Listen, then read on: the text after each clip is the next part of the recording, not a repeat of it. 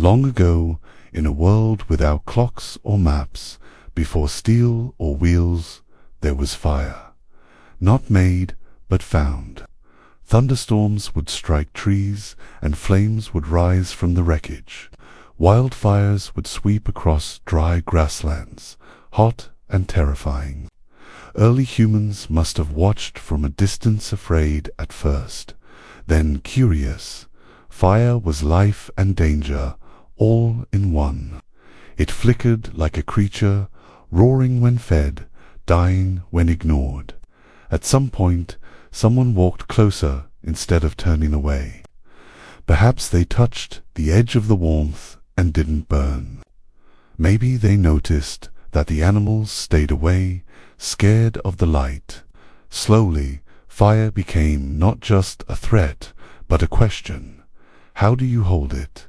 Can you move it? What feeds it? These early minds didn't have science, but they had eyes and memory. They saw how fire came from dry wood, how wind made it grow, how water made it die. Maybe they carried it on sticks, tried to protect it with stone circles. The ones who dared to learn from fire became different, stronger, warmer, safer. Caves with blackened ceilings tell stories we can't read. They whisper of early people gathering round flames that danced on walls, telling stories we'll never hear. That's where curiosity led, to the middle of a circle, to shared warmth, to the heart of something sacred. Fire wasn't just found, it was invited in. This was more than survival. It was the beginning of control over nature. It gave humans a chance to shape the night instead of hide from it. The glowing warmth became a place to gather, to dream, and to begin becoming more than just another creature of the dark. Early fire wasn't made, it was borrowed, captured from lightning's leftovers, from a fallen tree that sparked to life. But borrowed fire fades. So the next step was to learn how to keep it, and then how to make it to keep fire. People protected it. They placed it in stone rings. They covered it when it rained. They passed it along like treasure from one camp to the next. And then somehow they figured out the spark. Maybe it started with friction, rubbing sticks together fast and hard until heat bloomed, or they struck stones and watched as a tiny spark jumped out, bright and brief. The tools were simple, but the knowledge was deep. Dry bark, soft moss, a hand that knew just how hard to press. Fire-making became a ritual, a skill passed down with quiet respect. It wasn't fast.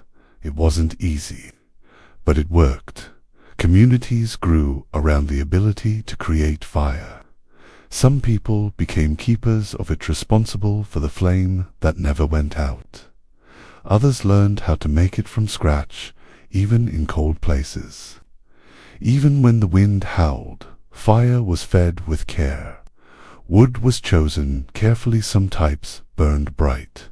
Others smoked too much.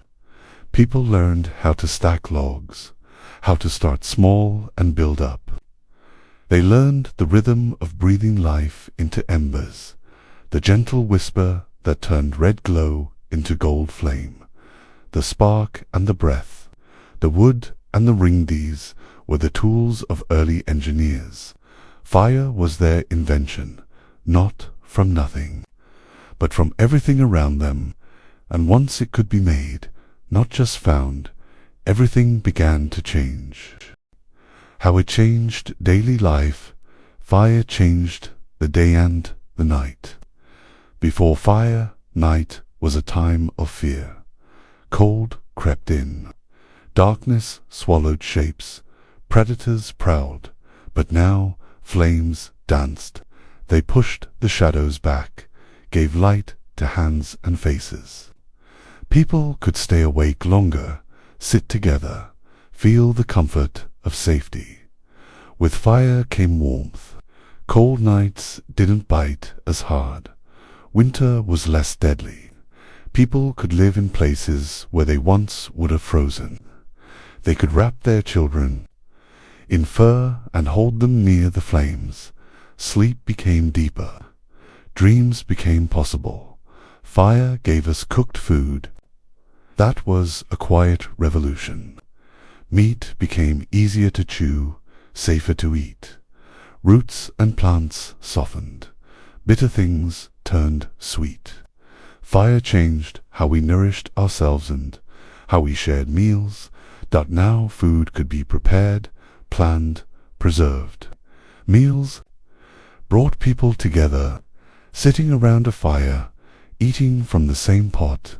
People began to bond in new ways. Language grew. Stories were told. Lessons were passed down, not just in action, but in words. The fire was a gathering place. It gave rhythm to the day. Wake with the light. Work in the sun. Eat by the flame. It marked a center, both physical and emotional. The fire ring was the heart of the home heaven, if that home was a tent, a cave, or a clearing under stars.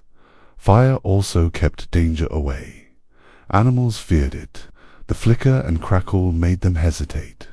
Humans had no claws or fangs, but now they had. A boundary, a circle of protection, a barrier of light dot. And so, fire wasn't just heat. It was order. It turned wilderness into a place where humans could settle. It shaped sleep, safety, society. Each spark was a step away from fear and toward something greater. Its legacy today, fire's glow still lives in everything we do. You may not sit by a campfire every night, but its spirit is in every warm meal, every lit room, every engine that hums. Fire became the seed from which every other invention grew. Cooking, once done by flame, became science. Kitchens changed, but the idea remained heat, transforming ingredients into nourishment. Every stove carries the memory of that first flame. Heating moved indoors. Furnaces replaced fire pits. Thermostats replaced embers. But the goal was the same: warmth, comfort, survival through the cold. We live in controlled climates now, but the instinct to warm a space is ancient. Engines burn, fuel the way, fires once burned wood. Combustion's the heart of movement. Cars, planes, factories all owe something to the firekeepers of long ago. Without fire, there is no steam.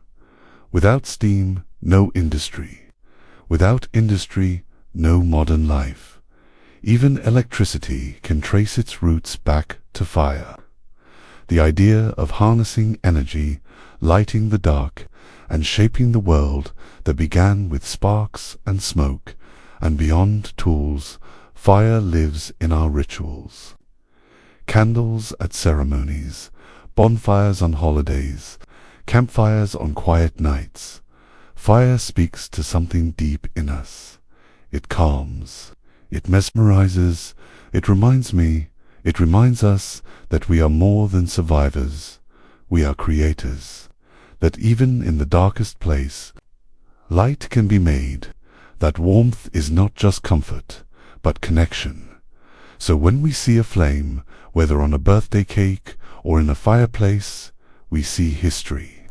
We see a line that stretches back to the first human who dared to reach toward the fire, not to run from it, but to bring it home. And in that glow, we're still gathered. The wheel that rolled us forward, in the earliest days of human history, movement was slow and labor was heavy. People carried goods on their backs or dragged them across the ground. Tools were made, shelters built, and food gathered, but everything was done close to home. Then something changed. A shape so simple and so perfect began to take form. The circle that is hard to say exactly when or where the first wheel appeared. But we do know this it wasn't made for travel at first. Long before wheels were put on carts, they were used in pottery.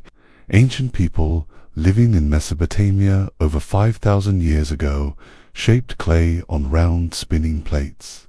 These were the earliest known uses of a wheeler tool for making something else, not for moving, but as those same people looked at the rotating disc, they may have begun to imagine, if something could spin, maybe it could also roll. If something could roll, maybe it could carry weight. The mind stretched forward, one thought leading to the next. Soon, solid wooden wheels began to appear. At first, they were heavy and thick, carved from single blocks of wood, not elegant, but strong. These early wheels were attached to wooden carts, allowing people to move more than they ever had before. One step at a time, the world began to shrink. Wheels turned heavy loads into rolling journeys. What once took hours of carrying could now be pushed or pulled with greater ease. The wheel did not invent motion, but it made motion manageable. It answered a question every human had felt. How can I move more with less? And so, with wood, rope, and imagination, the idea of the wheel was born. It began not with engines or highways, but with people looking at the world and wondering, what if we could roll instead of drag? How it worked. To understand the power of the wheel, we must also understand the axle, the rod that connects and supports it. The real genius of the invention was not the wheel alone, but the way the wheel turned round the axle, and the axle carried the load. The earliest wheels were solid discs. Later versions used planks of wood pieced together and bound with leather or metal. These improvements made them lighter and stronger. The axle, set firmly beneath a cart or frame, allowed the wheels to spin while the load remained stable. It was simple but revolutionary. Wheels reduced friction. Instead of dragging heavy objects along the ground, people could roll them using far less energy. The shape of the wheel, a smooth round edge, allowed it to glide across surfaces with ease, and by using a pair of wheels on a shared axle, people could create balance. The load was not just movable, it was manageable. Different regions adapted the wheel in their own ways. In the Indus Valley, wheels were used on toy carts, showing how the concept spread into daily life. In Egypt, they became part of ceremonial processions. In Central Europe, they appeared on wagons used for farming and trade. Eventually, wheels evolved. Spokes were added to reduce weight. Metal rims were used to protect the wooden edge. The smoother the wheel, the farther it could go, and with each improvement, travel, transport, and trade became more efficient. The axle and wheel system laid the foundation for every rolling machine to come. From carts pulled by oxen to bicycles, trains, and even gears inside clocks, the principle remained the same. Rotation brings movement. A turning wheel is quiet, patient power, and in that turning, the world moved forward. How it changed daily life. As wheels began to turn across ancient paths, everything changed. Villages that were once isolated could trade goods with distant towns. Farmers could bring crops to market, not just carry them basket by basket. Craftspeople could transport tools and materials. Soldiers could move supplies. The world became more connected, one wheel turn at a time. Carts rolled through forests and fields, over rivers and plains. Chariots raced across deserts. Trade routes expanded and cities grew. The wheel did not shout its arrival. It simply rolled beneath the changes. Carrying more than goods, it carried civilization.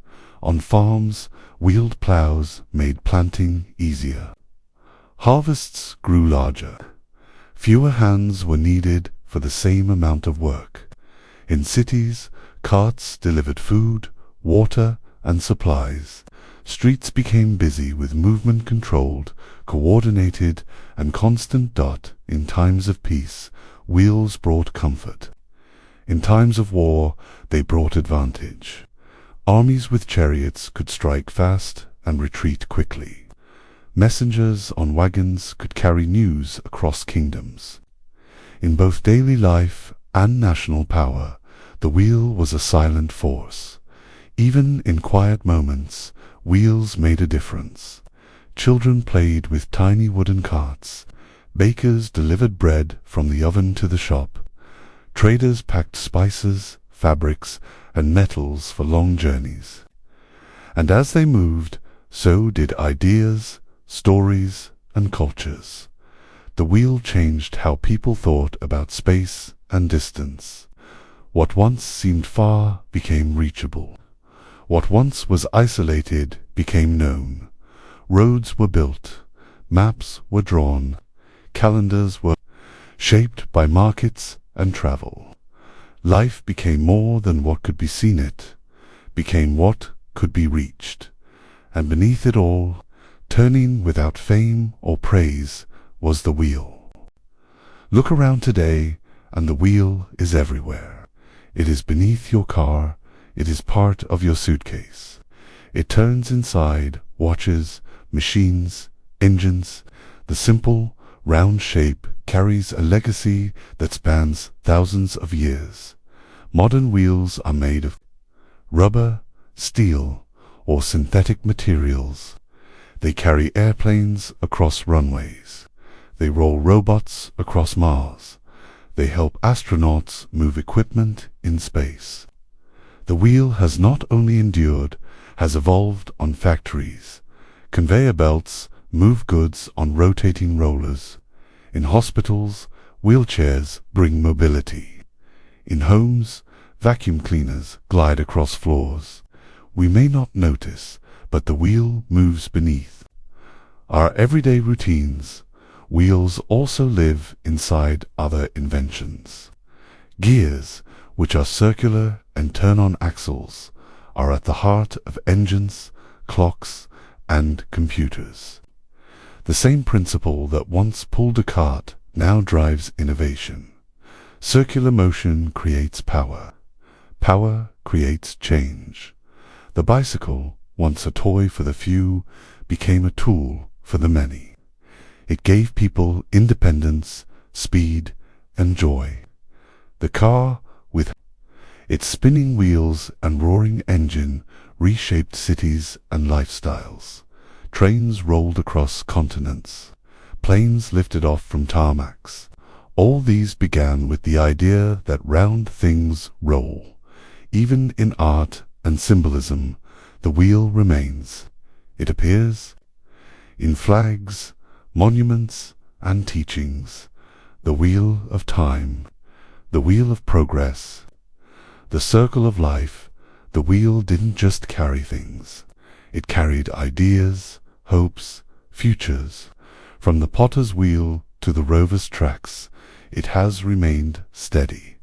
Not loud, but lasting. Not bright, but essential.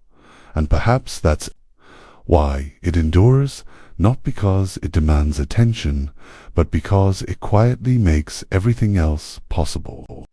From marks to messages. The invention of writing. Asterisk before there were books, letters, or alphabets. There were pictures. Early humans scratched images onto cave walls, shapes of animals, people, hunts, and tools.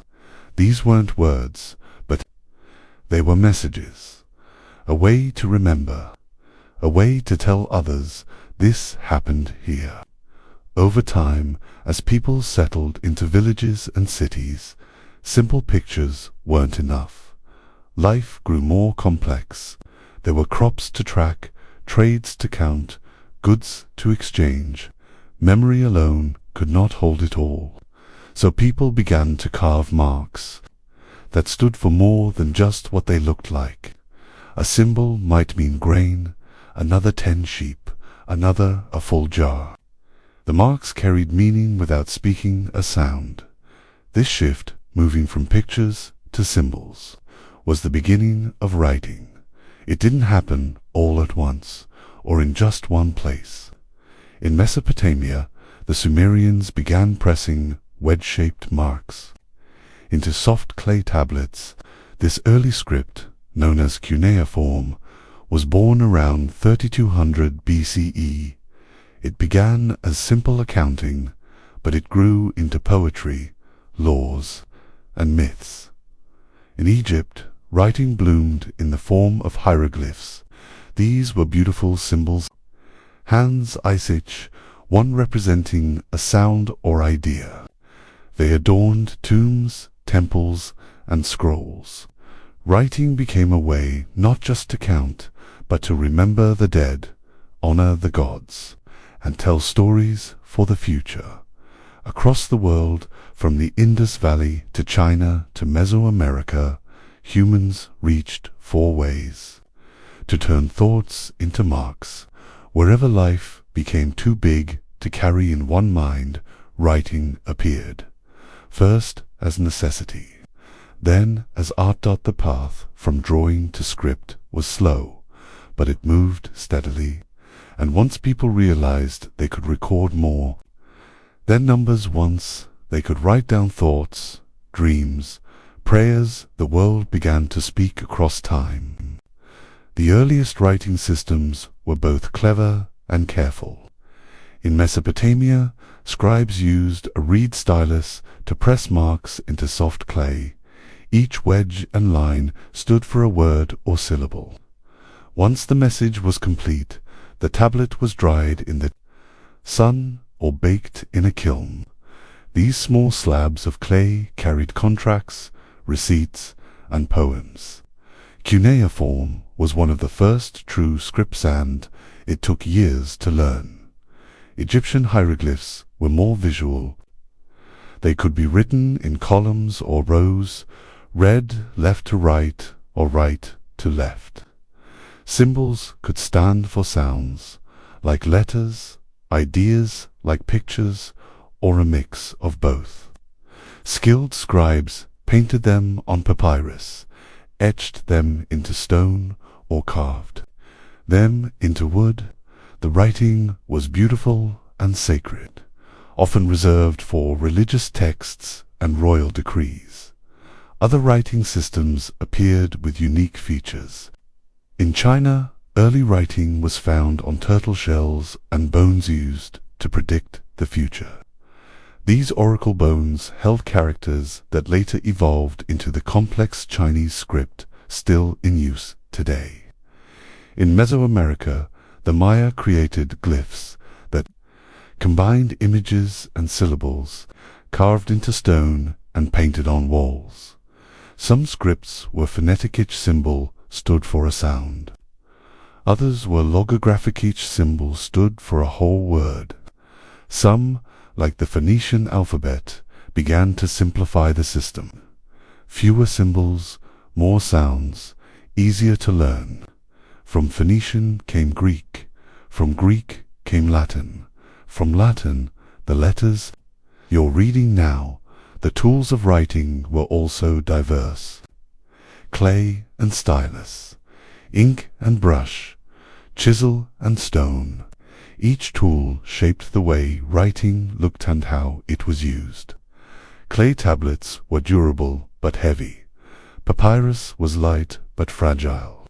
Parchment came later, made from animal skins, lasting longer, and rolling into scrolls. But no matter the method, the heart of writing was the same. A way to carry meaning across space and time, from a king to his people, from a farmer to a trader, from a poet to a reader not yet born. Writing changed life in quiet but powerful ways. Before writing, knowledge was passed by memory taught by elders, shared through song, remembered in stories. But memory fades, and with writing, memory could be made permanent. Record-keeping became reliable. Farmers could track what they planted and when. Merchants could list what they sold. Temples could collect offerings and keep count. Kings could issue laws that did not rely on someone remembering the words. Letters allowed people to speak across distance. A message could be sent, carried by hand or horse, and read days or weeks later. Friends, rulers, and lovers could stay. Connected, thoughts could travel farther than footsteps. Stories, once spoken, were now written down. Myths became scrolls. Legends became books. Histories were recorded so they wouldn't be forgotten. A storyteller's voice could live forever. In ink, schools began to appear. Not everyone could read or write, but those who could became powerful. Scribes were respected. They knew how to make marks that mattered. Their skills could serve temples, courts, or markets. Writing also changed how people thought. Ideas became easier to organize. Lists, charts, and plans made it easier to prepare. Writing helped people see their world more clearly, its numbers, its stories, its laws, and as literacy spread, writing began to shape identity. Names could be written, births and marriages recorded. People became more than just faces, they became stories on paper. With writing, the world became more ordered, more remembered, and more connected. What once disappeared with the wind could now last forever. We live in a world where writing surrounds us, yet we often forget what a wonder it is. The words on a screen, a note on a fridge, a book on a shelf wall are echoes of those first symbols scratched into clay. Today, we write with keyboards and touch screens. We type emails, messages, and posts. We send thoughts instantly across the globe, but the goal remains the same. To say something, to share something, to be understood. Our alphabets come from ancient roots. The letters A, B, and C have shapes and stories that stretch back to Phoenician traders and Greek scholars. We carry history in every sentence we write, and writing still carries power. A law written in a book shapes behavior. A journal records a life. A poem captures a feeling. A message sent across time, just like the clay tablet, the scroll, the parchment, even in digital form. Writing shapes our world. It runs through code, builds websites, fuels conversations. It tells us who we are and what we value. We write to remember, to think, to connect. Even the smallest text and emoji, a line of song lyrics, carries meaning. It adds to the story of human expression. It says, I was here, I thought this, I felt this. And I wanted you to know, so the next time you write by hand or by screen, remember the long path those words have taken. From stone to stylus, from ink to pixel. The invention of writing is not over. It lives in everything we write and read today, and in every mark a message. Timekeepers, the quiet rise of clocks. Before there were numbers on faces or ticking hands on wrists, there was light. The sun rose and set, and people watched. Shadows stretched and shrank across the land. Early humans noticed that time left marks the sky, on the earth, and within the rhythms of their own lives. The first timekeepers were not machines, but moments. Morning light meant hunting. Dusk meant returning. Night brought stories and sleep. Still, as people began to build farms, cities, and rituals, they wanted more. They wanted to measure the invisible. The sundial was one of the first answers. Simple and elegant, it used a stick or stone to cast a shadow on a marked surface. As the sun moved, the shadow moved. Time, once only felt, could now be seen. In Egypt and Babylon, sundials appeared in open spaces. People began dividing the day into parts: morning, midday, afternoon. It wasn't exact, but it gave rhythm. It allowed people to plan. But what about the night? What about cloudy days? That's where water came in. Water clocks, or clepsydra, were used in places like China and Greece. They measured time by the steady flow of liquid from one container to another. When the water reached a certain mark, time had passed. These early devices didn't tick or chime. They dripped. They cast shadows, but they started a journey. They showed that time could be tracked, not just felt, and with that, the idea of structure began to take hold.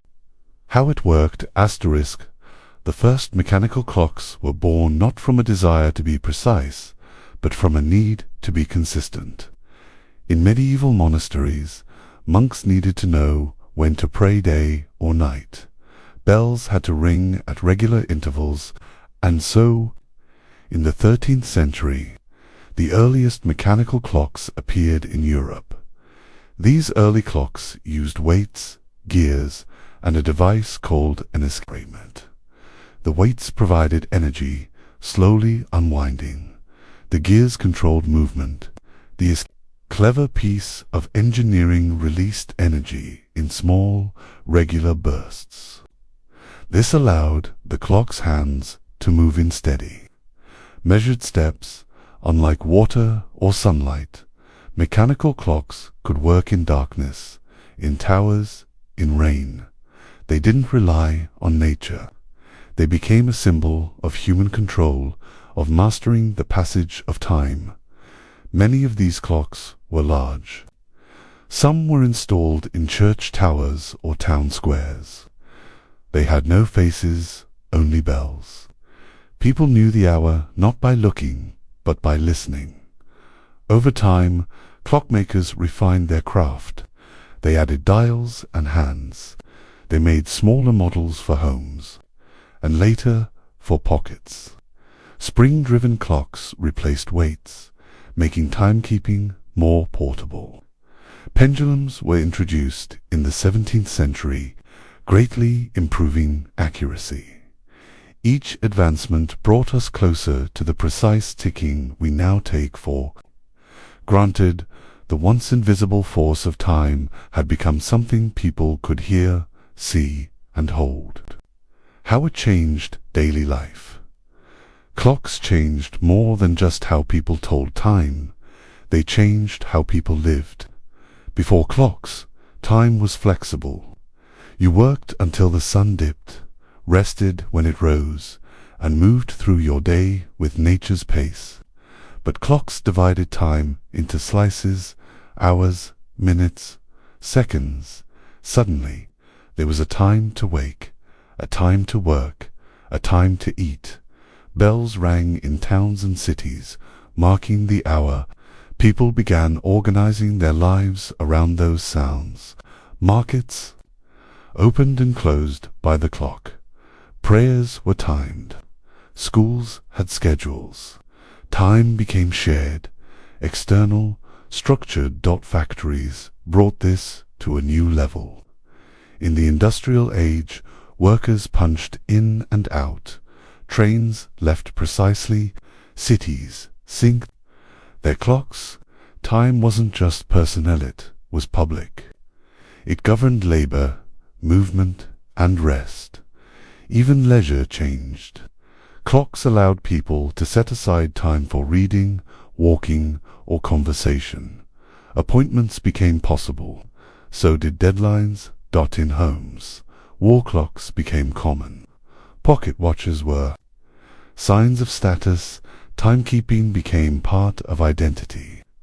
You could be early, you could be late. Time was no longer just the sky's to give, it was yours to manage. This had a cost. The freedom of moving with the sun gave way to the pressure of punctuality, but it also brought stability. People could plan, they could meet, they could trust that the bell would ring, the train would come, the hour would pass as promised. Time became a silent agreement shared by all. Today, we carry time in our pockets, on our wrists, in our devices. Digital numbers glow from screens. Alarms chime, calendars ping. Time is everywhere, always watching, but the legacy of the clock is not just in its presence. It's in how it shaped us, how we live by seconds, how we measure success by deadlines, how we plan, remember, and imagine. We now live by the second. Airplanes take off down to the minute. Heartbeats are measured in precise rhythms. Computers run at billions of cycles per second. And somewhere in nearly every corner of the planet, a clock is ticking. We celebrate time, birthdays, anniversaries, New Year's. We also fear it's running out, wasting it, watching it pass. Time has become both a tool and a mirror. And yet, in quiet moments, we can still feel the beauty of time. Watching a sunrise, listening to a clock tick in a silent room, waiting for bread to rise or tea to steep. These are small reminders that time is not only about speed, but about rhythm. The sundials are mostly gone. The water clocks have stopped flowing. But their spirit lives on in every watch, every phone, every blinking light that tells us what hour it is. We have woven time into our lives, into work, rest, celebration, and memory. And though we may rush through it, it remains steady, a quiet companion, a keeper of moments, a soft, constant song. Printing the world, the press that spoke to all. Before printing presses hummed and books filled shelves. Stories passed from voice to voice. A tale was a sound, not a sight.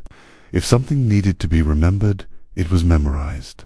If it needed to be shared, it was copied by hand, one letter, one word at a time. For centuries, scribes worked quietly in candlelit rooms, bending over parchment and ink. They copied prayers, laws, and poems. These books were treasures, rare and costly. Few could own them. Fewer still could read them. But one man saw a different future. In the 1400s, a German inventor named Johannes Gutenberg imagined a world where words could multiply, where one book could become 10, then 100, then 1,000, where ideas could travel not just by mouth or memory, but by page. Gutenberg wasn't the first to dream of printing. In China and Korea, block printing had already been in use. But Gutenberg's idea was different. He wanted something reusable, efficient, and precise. He created movable type. Instead of carving a whole page, he made tiny metal letters. Each one could be arranged, used, then rearranged. Letters formed words, lines, and pages pressed in ink onto paper. This invention didn't arrive with a bang. It came with quiet ambition, but it would soon reshape the world. The printing press was more than a machine. It was a doorway. The printing press worked through gentle repetition. Each step was simple. Together they were powerful. It began with type, tiny metal blocks, each with a raised letter carved into one side. Printers arranged them in rows like puzzle pieces to form lines of text. These lines were locked into a frame, holding them tight and straight. Ink was applied with a soft pad, covering the letters evenly. A sheet of paper was placed on top. Then a heavy presser screw turned by hand pressed the paper against the inked letters. Lift the press. Remove the page. One printed sheet. Do it again. And again. Each page took time, care, and hands that knew the rhythm. But compared to handwriting, it was fast. Dozens of pages in a day, then hundreds, then thousands. Gutenberg also improved the ink. He made it thicker, oil-based, so it stuck to metal type and paper. This small change made printing clearer and more reliable. He designed a press based on a wine press, something already used to squeeze grapes. It was familiar, sturdy, and strong. Together, these elements made a new kind of magic. Not the magic of stories whispered in firelight, but the magic of sharing those stories across towns, across countries, across generations. The press made words travel, and where words went, ideas followed. Before the press, most people never read a book. Most had never seen one. Books were kept in churches, monasteries, or the homes of the rich. But with printing, books multiplied. They left the shelves of the powerful and entered the hands of the curious. The first major printed book was the Bible. It was beautiful, carefully made. It looked like it had been written by hand. But behind its pages was something new, a press that could produce copy after copy. Soon, printers began making more than just sacred texts. They printed pamphlets, letters, poems, and plays. Stories spread faster. News reached farther. People began to ask questions, challenge old ideas, and imagine new ones. In cities like Venice, Paris, and London, printing shops became busy centers of creation. Paper, ink, and type filled wooden tables. Apprentices learned the craft. Writers found audiences. Thinkers found voices. In homes, books became part of learning. Families read aloud. Children learned to read. Education grew. Literacy spread. The press also helped revolutions. Martin Luther's words traveled on printed pages. Political ideas crossed borders. Arguments and answers were no longer whispers. They were inked and bound. Newspapers began to appear. People read about distant events, nearby markets, and common debates. The world became more connected, not just by roads or ships, but by shared stories. Even art was touched. Prints of paintings, maps, and music sheets brought creativity to the masses. And all of it began with the presser, machine that let people not just read the world, but shape it. The printing press lives on, even if we no longer crank handles or press pages by hand. Its spirit runs through every printed book, every typed article, every school essay, and newspaper. From Gutenberg's workshop to the printers of today, the goal remains to share knowledge, to let one voice reach many. Books are now printed in millions, in every language. Magazines, manuals, flyers, textbooks. The world is filled with pages. Some are stitched and bound. Others scroll on screens. But all of them carry the legacy Of that first press, digital publishing has changed the form, but not the heart. Now, a story can be written and shared in seconds. Blogs, emails, and e-books move faster than ink. Yet their power still lies in words arranged, printed visible to the eye, meaningful to the mind. The press also laid the groundwork for freedom of speech. When words could be copied, they could also be challenged. The printed word became a stage for debate, for protest, for truth-seeking. In classrooms, children still learn to read with printed pages. Libraries still offer quiet spaces filled with books, and bookstores still invite wanderers to find something new. Even in the glow of screens, print holds value. A handwritten letter, a printed photo, a paper book with turned pages and creased corners. The press gave us more than convenience. It gave us permanence, a voice that does not fade with memory, a thought that can be read again and again.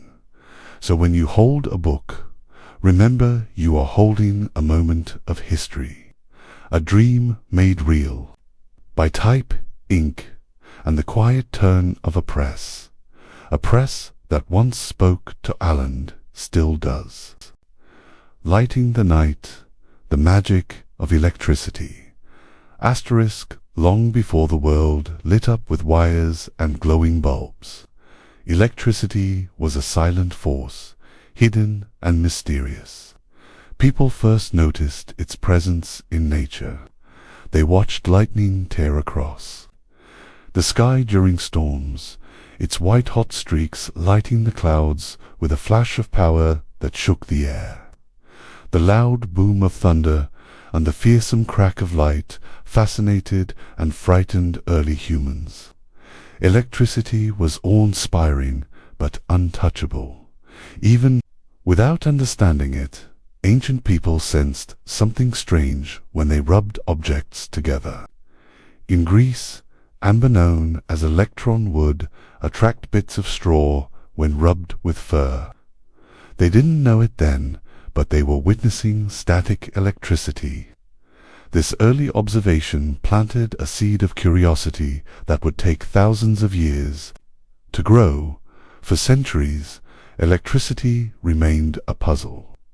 It existed in flashes, sparks, and odd moments.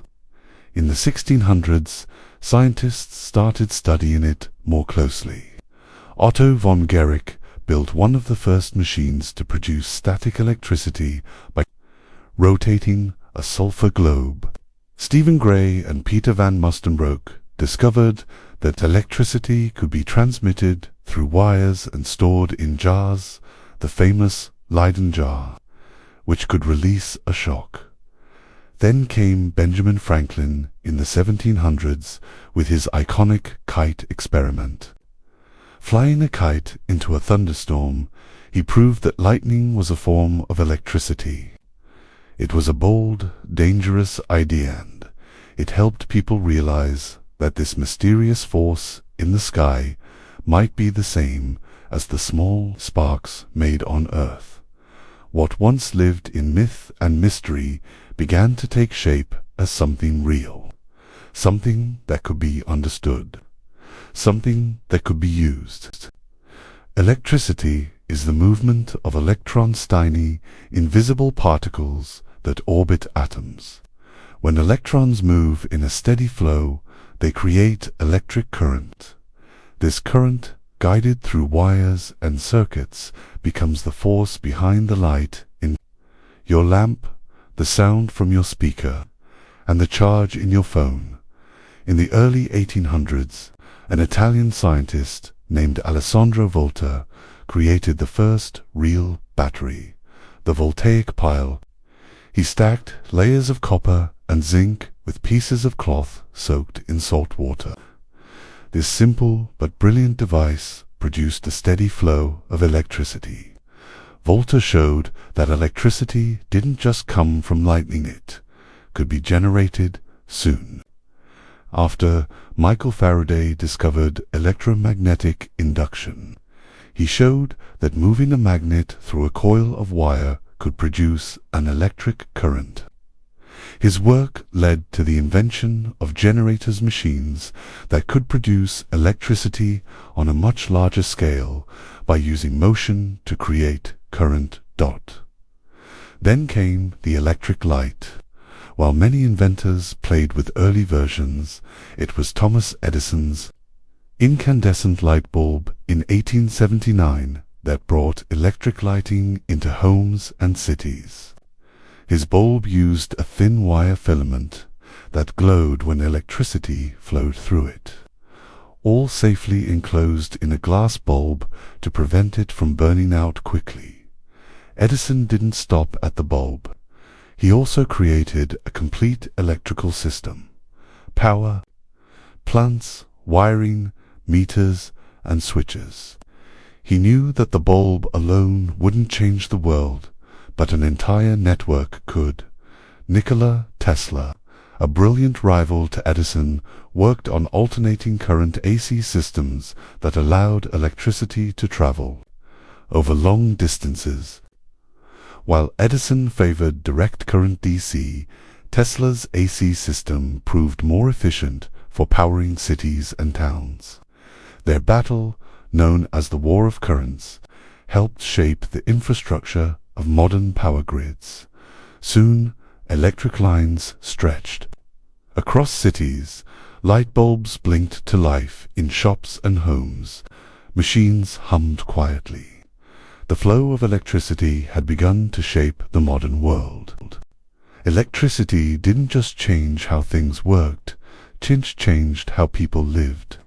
Before electricity, life moved to the rhythm of the sun. Daylight meant work, sunset meant rest. Night was dark and quiet. Homes were lit by flickering candles or smoky oil lamps. Cooking was done over fires. Heat came from stoves or fireplaces. But with electricity, that all changed. The light bulb stretched the day.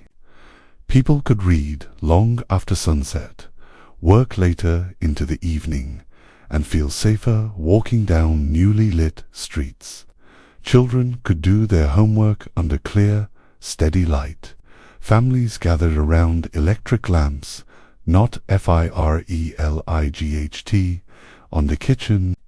Stoves and ovens became cleaner and safer. Electric refrigerators kept food cool and fresh without the need for ice blocks. Washing machines and irons saved hours of manual labor. The home began to hum with quiet power. In towns and cities, electric street lights replaced gas lamps. Factories extended their hours, and machines began running on electric motors instead of steam. Offices filled with typewriters, phones, and eventually computers. Hospitals used electricity to power life-saving machines and bright surgical lights. Entertainment also changed. The invention of the radio brought music and news into people's homes. Later, televisions flickered to life in living rooms, showing moving images that connected viewers to the world. Families listened, watched, and learned together. Electricity changed how we communicated. Telegraph lines carried messages across countries in seconds. Telephones let people speak across great distances. Eventually, computers and the internet would rely on electricity to connect the entire globe. Sleep patterns shifted. Time felt different. Clocks ticked with precision. Alarms set the pace of mornings. Time was no longer measured by the position of the sun but by the hands of a clock powered by electricity from waking up to brushing teeth. From boiling tea to reading before bed, electricity became the quiet partner in daily life. Electricity is now so common we often forget how incredible it is. It moves through walls, powers homes, fuels machines, and connects the digital world all without a sound. It is invisible, but always there. In modern cities, electric grids stretch across the skyline. Power lines run through streets, connecting homes, shops, hospitals, and schools. Electricity powers the streetlights we walk under, the trains we ride, and the elevators we step into. It's behind every screen, every click, every quiet hum of a refrigerator at night. In rural areas, electricity brings opportunity. Lights in classrooms allow children to study. Clinics keep vaccines cold. Homes stay warm through winter nights. Electricity opens doors to health, to knowledge, to progress, and we continue to innovate. Wind turbines spin on hilltops. Solar panels stretch across rooftops. Hydroelectric dams turn water into energy. Batteries store power for when the sun doesn't shine. New technologies promise cleaner, smarter, more efficient ways to keep the world lit. The digital age runs on electricity. Every message sent, every photo shared, every online search begins with a spark. Devices recharge overnight, data flows through fiber lines. The internet, a vast, invisible ocean, is made possible by electric current flowing silently beneath the surface. Even cars have changed. Electric vehicles glide down streets without the noise or fumes of engines. Charging stations replace gas pumps. Cities rethink traffic, energy, and pollution. Yet for all its advancements, electricity still holds a certain magic. A flipped switch brings light. A plug connects us. A wire carries possibility. We live in a world where the night no longer belongs to darkness, where silence can be filled with song, where distance can disappear with a signal, all because of a force we cannot see but cannot live without. Electricity is more than energy. It is comfort. It is connection. It is the quiet miracle behind the modern world, and it all began with a spark in the sky and a question. What if we could hold that spark in our hands?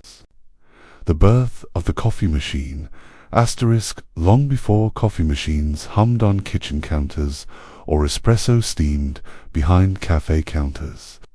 Coffee began its story in the quiet hills of Ethiopia. There, legend tells of a goat herder named Kaldi who noticed his animals becoming unusually energetic after eating bright red berries from a wild shrub. Curious, he tasted them himself. What followed was a spark not just of energy, but of possibility. The beans spread. Traders carried them across deserts. By the 15th century, coffee reached the Arabian Peninsula. In the Yemeni port of Mocha, it was roasted, brewed, and transformed into a drink. Not just a drink, but an experience. People began gathering to share this warm, bitter brew, calling it kawa. It kept the mind alert and the spirit focused. In Ottoman Istanbul, coffee houses bloomed. Known as schools of the wise, these spaces welcomed thinkers, writers, merchants, and wanderers. Coffee wasn't simply sipped, it was pondered. The air inside was thick with the scent of roasted beans and gentle debate. This drink became a cultural force threading through the rituals of prayer, poetry, and philosophy. Soon it sailed into Europe, first through Venice, then Vienna, Paris, and London. Each culture embraced it, adapted it, and made it its own. By the 17th century, coffee houses dotted the map, becoming homes of conversation, creativity, and commerce. A simple bean had turned into a global rhythm. The journey from hillside shrub to morning staple had begun. Early coffee preparation was slow and manual. In the Middle East, the sezev or ibrica, small metal pot with a long handle, was used to boil finely ground coffee with water and sugar over a low flame. It required patience. The foam had to rise just right, the grounds settled just enough. The ritual was part of the reward. In Europe, the demand for efficiency and elegance led to change. In the 19th century, percolators arrived, metal pots that cycled boiling water through coffee grounds using gravity. It was the first major step toward automation.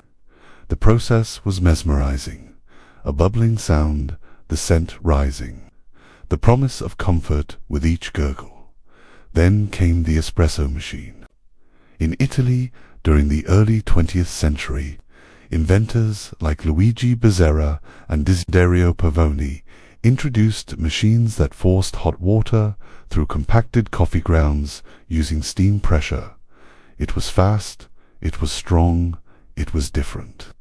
Espresso wasn't brewed, was extracted. These machines were loud, bulky, and beautiful. Gleaming with metal and adorned with leathers, they became centerpieces. In barista, new kind of craftsman was born. Every shot pulled was a small performance. In homes, drip coffee makers followed. Simple machines that dripped hot water over ground coffee, collecting the liquid in a glass carafe. The sound of the drip, the steam on the lid, the anticipation became part of the morning chorus. Later, machines like the French press brought immersion brewing to homes, offering more control.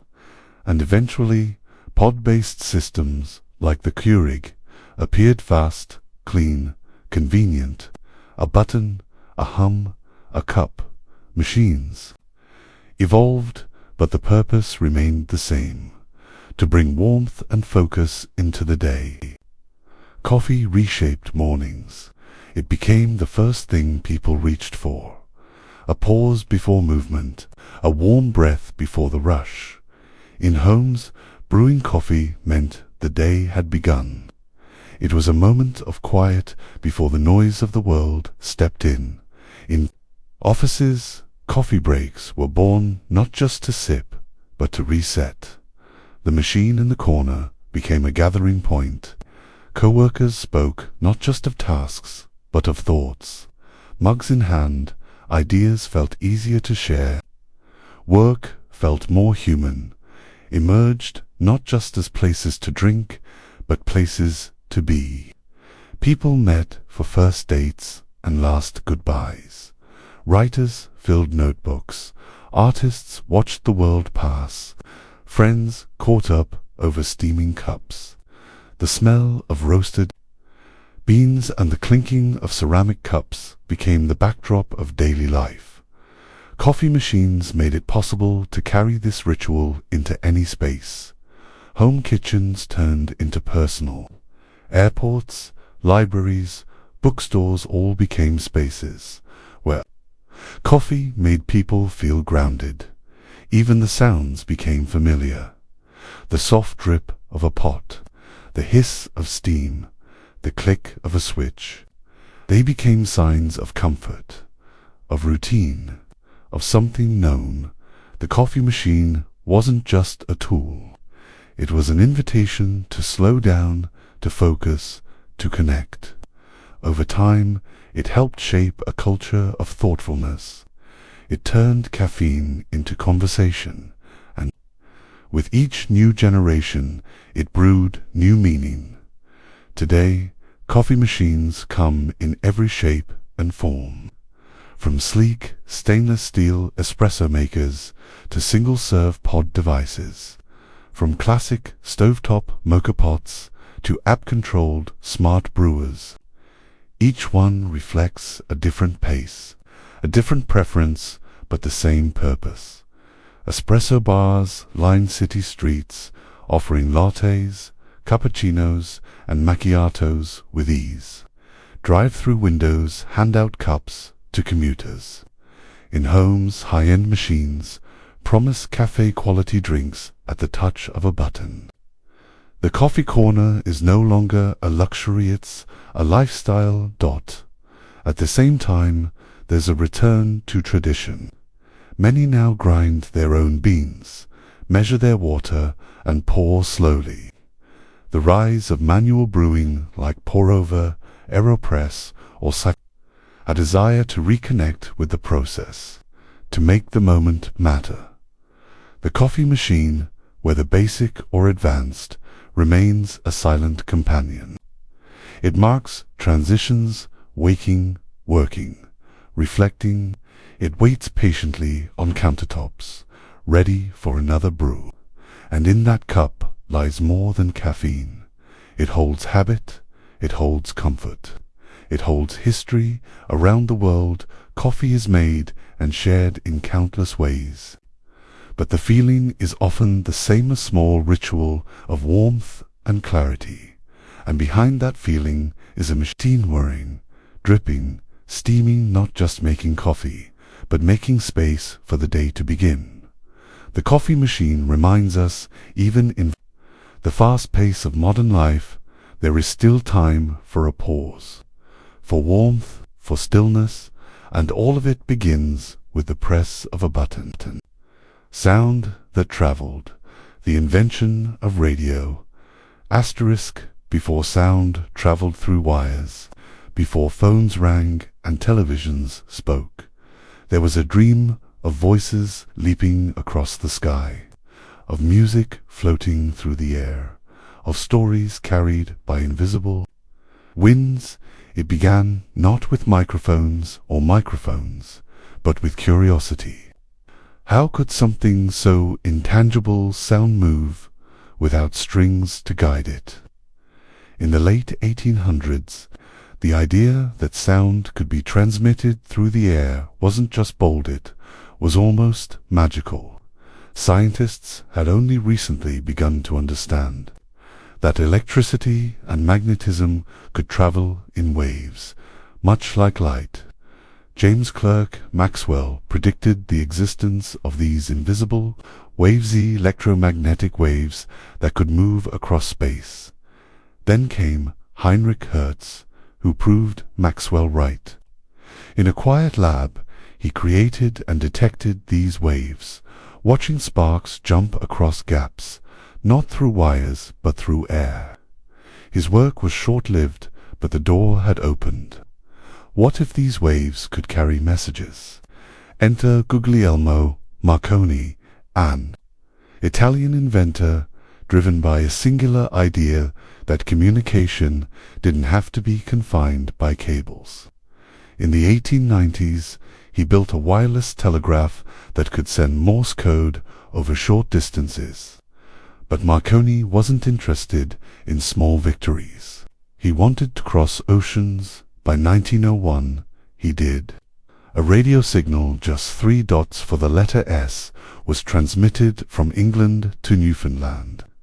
No wires, just wind, sky, and waves. The world changed with that sound. Radio had arrived, not with noise, but with a whisper across the sea. To understand how radio works, you must begin with waves, electromagnetic waves that travel at the speed of light. They carry energy, they move invisibly, and with the right equipment, they can carry voices. At the heart of early radio was the transmitter. This device took electrical signals, turned them into radio waves, and launched them into the air using an antenna. These waves, though silent to the human ear, were full of information. On the other end, a receiver waited. Receivers were built to catch these waves. Using antennas of their own, they would pull in the signals and convert them back into sound. The first radios were simple, using vacuum tubes to detect and amplify faint transmissions. A voice spoken into a microphone became a wave. That wave traveled across the earth, and on the other side, someone listened. At first, it was all dots and dashes, Morse code for ships, military messages, and weather reports. But soon, people wanted more. They wanted words, music, emotion. In 1906, the first voice and music were transmitted by Reginald Fessenden, a Canadian inventor. On Christmas Eve, ships at sea heard a violin, a reading from the Bible, and the sound of someone speaking, "Live not, just tapping keys." It was the first radio broadcast. By the 1920s, vacuum tube technology had improved. Radios became more powerful. Transmitters sent stronger signals. Receivers became smaller and easier to use. People gathered around them, adjusting dials, hoping to catch a voice from afar. The air was no longer empty. It was filled with music, news, and life. The invention of radio didn't just change how people communicated. It changed how they felt connected. Suddenly, voices could travel miles. A family in a small town could hear the same song as someone in a distant city. A farmer in a field could listen to the president speak. A child in a quiet room could hear a story told by someone they'd never meet. Radios became household companions. They sat in living rooms like furniture. Wooden cabinets with glowing dials and soft fabric speakers. Families gathered close, not to talk, but to listen together. News traveled faster. People heard about world events in real time. Announcements, speeches, victories, losses, all carried by radio waves. It made the world feel smaller, more connected. During times of war, radio was both a comfort and a lifeline. Voices reminded people that they weren't alone. Entertainment flourished. In the evenings, homes filled with drama, laughter, and music. Radio shows featured comedians, mysteries, serial adventures, and soap operas. Children sat cross-legged near the speaker, lost in the sound of make-believe. Music found a new stage. Jazz, big band, and later rock and roll poured into homes. The radio became a concert hall. Singers became stars. Jays became friends. And advertising followed. Jingles, product pitches, and sponsored shows turned the radio into a marketplace of sound.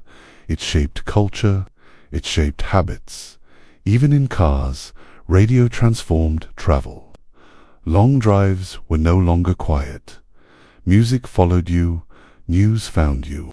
Voices kept you company. Radio created shared moments. It gave sound a place in everyday life. Asterisk. Though the technology has changed, the spirit of radio lives on. We may not always call it that, but we still listen to voices in the air. Podcasts, streaming audio, internet radio stations, they all trace their roots back to those first crackling signals. Today, content is on demand. You press play, and a voice greets you. You hear a story, a song, a discussion. The connection remains. Modern radio is everywhere. It's in smartphones, apps, and websites. It plays in elevators, gyms, and grocery stores. It shapes moods and fills silence. Public radio continues to share thoughtful stories and deep journalism. Local stations share weather, community news, and traffic. Music stations explore every genre, every mood. Satellite radio reaches across continents.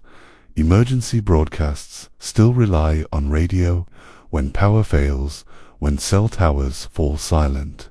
Radio speaks. It is resilient, dependable, and vital. Even the language of radio remains. We still tune in.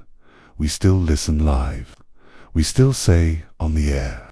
The invention of radio opened a door to imagination, to information, to emotion. And though we carry screens in our pockets now, the magic of hearing a voice from far away, of being drawn into a story by sound alone, hasn't faded. Radio waves are all around us. They bounce off mountains, dance through clouds, wrap around the earth. Most we never hear. Some find us when we need them most.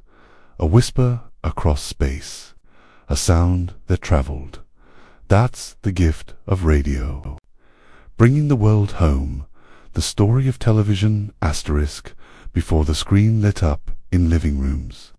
Before actors became household names and cartoons danced for children, there was only the dream. A dream of pictures that moved, of stories that could be seen as well as heard, of faraway events brought into the quiet of home. This dream belonged to many.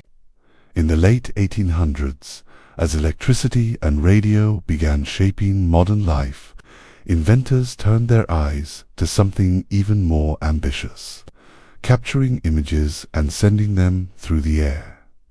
The idea of television, literally distant vision, was not born from one person, but from a generation of thinkers scattered across the globe.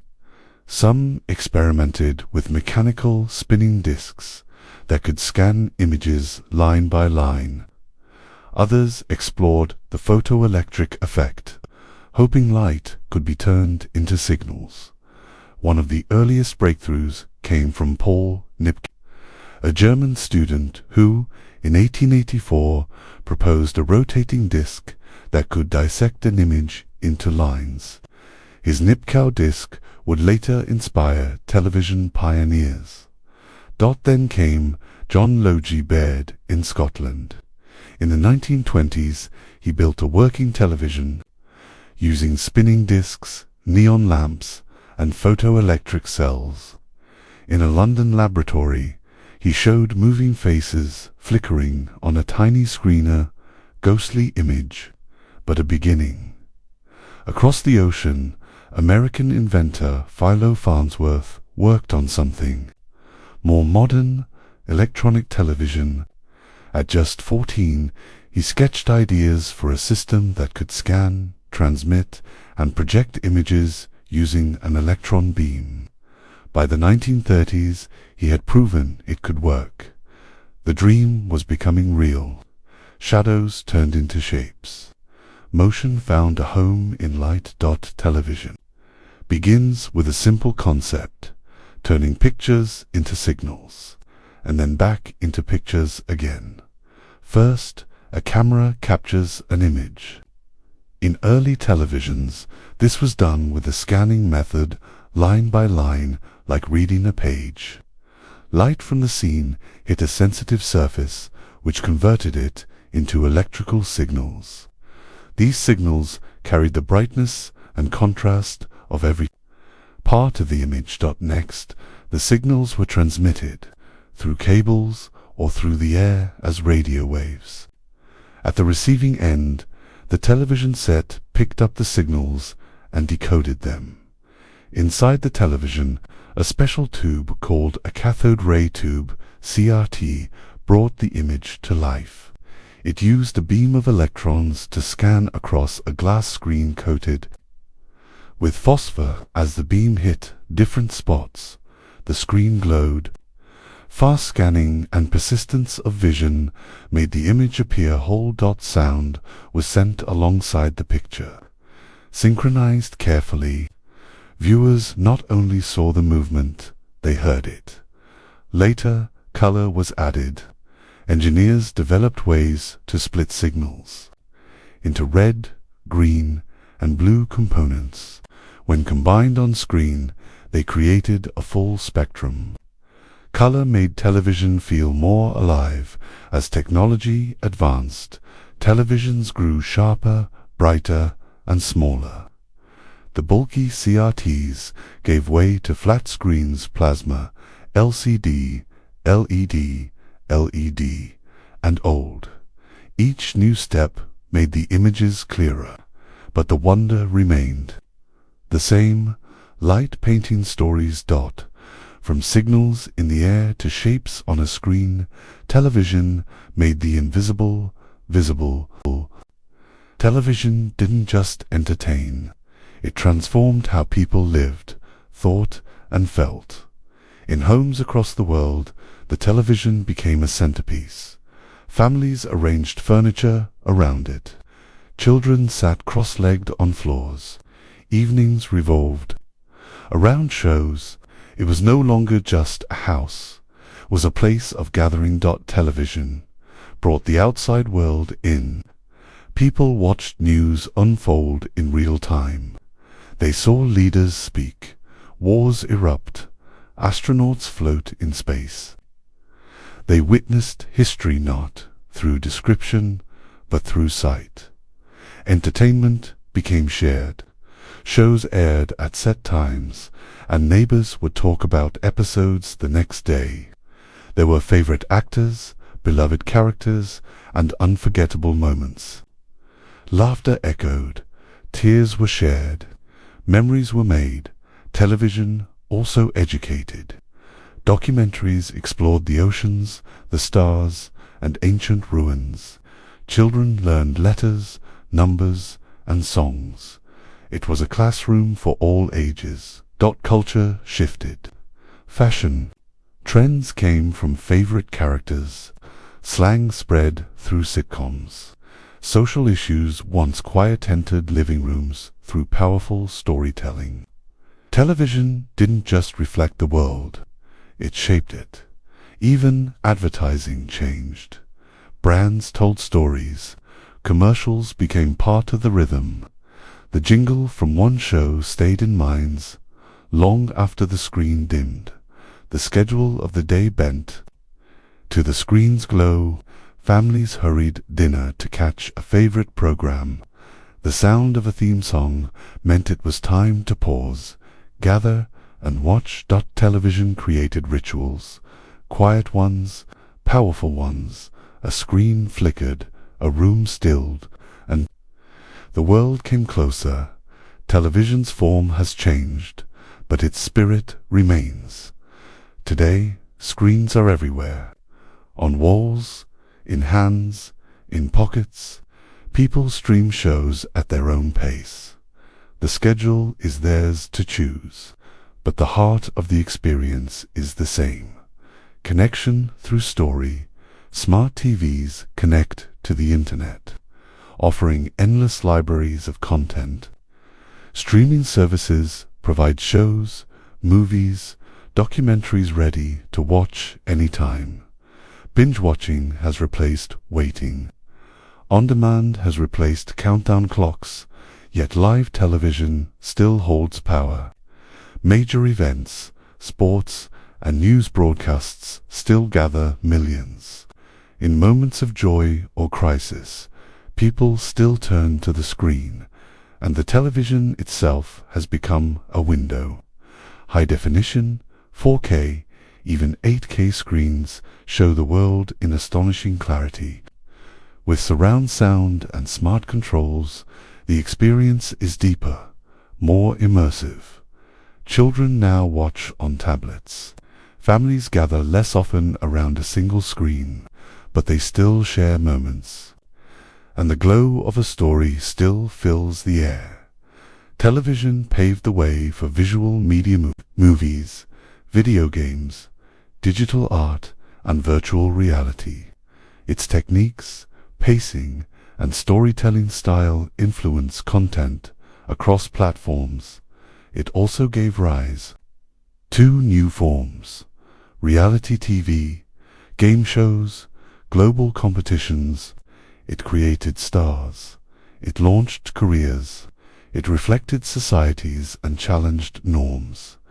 And though screens have multiplied, the magic remains.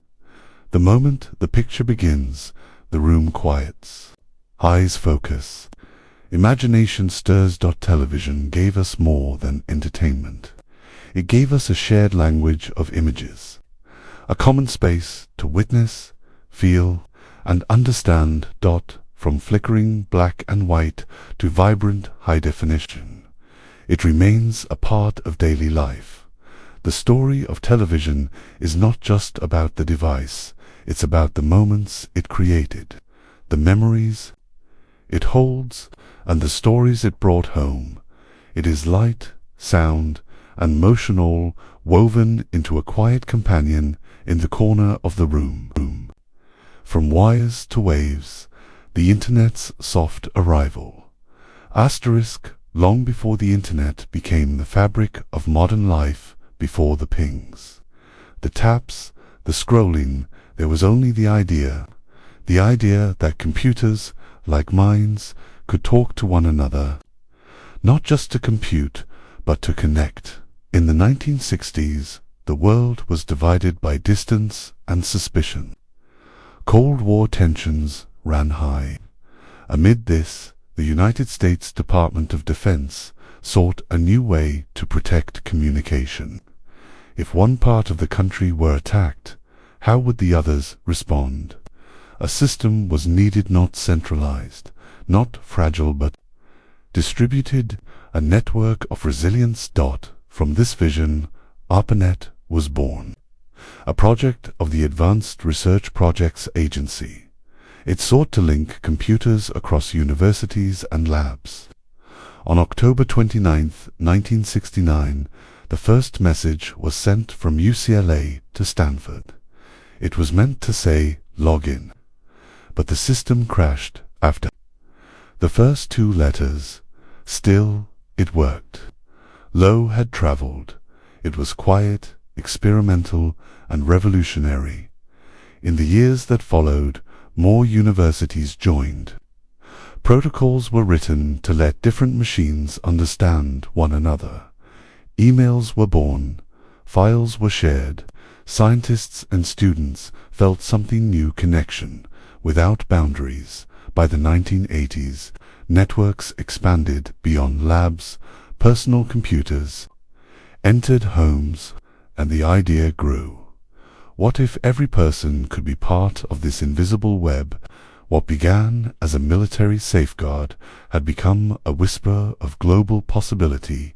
To understand the Internet, imagine a messenger note you want to send.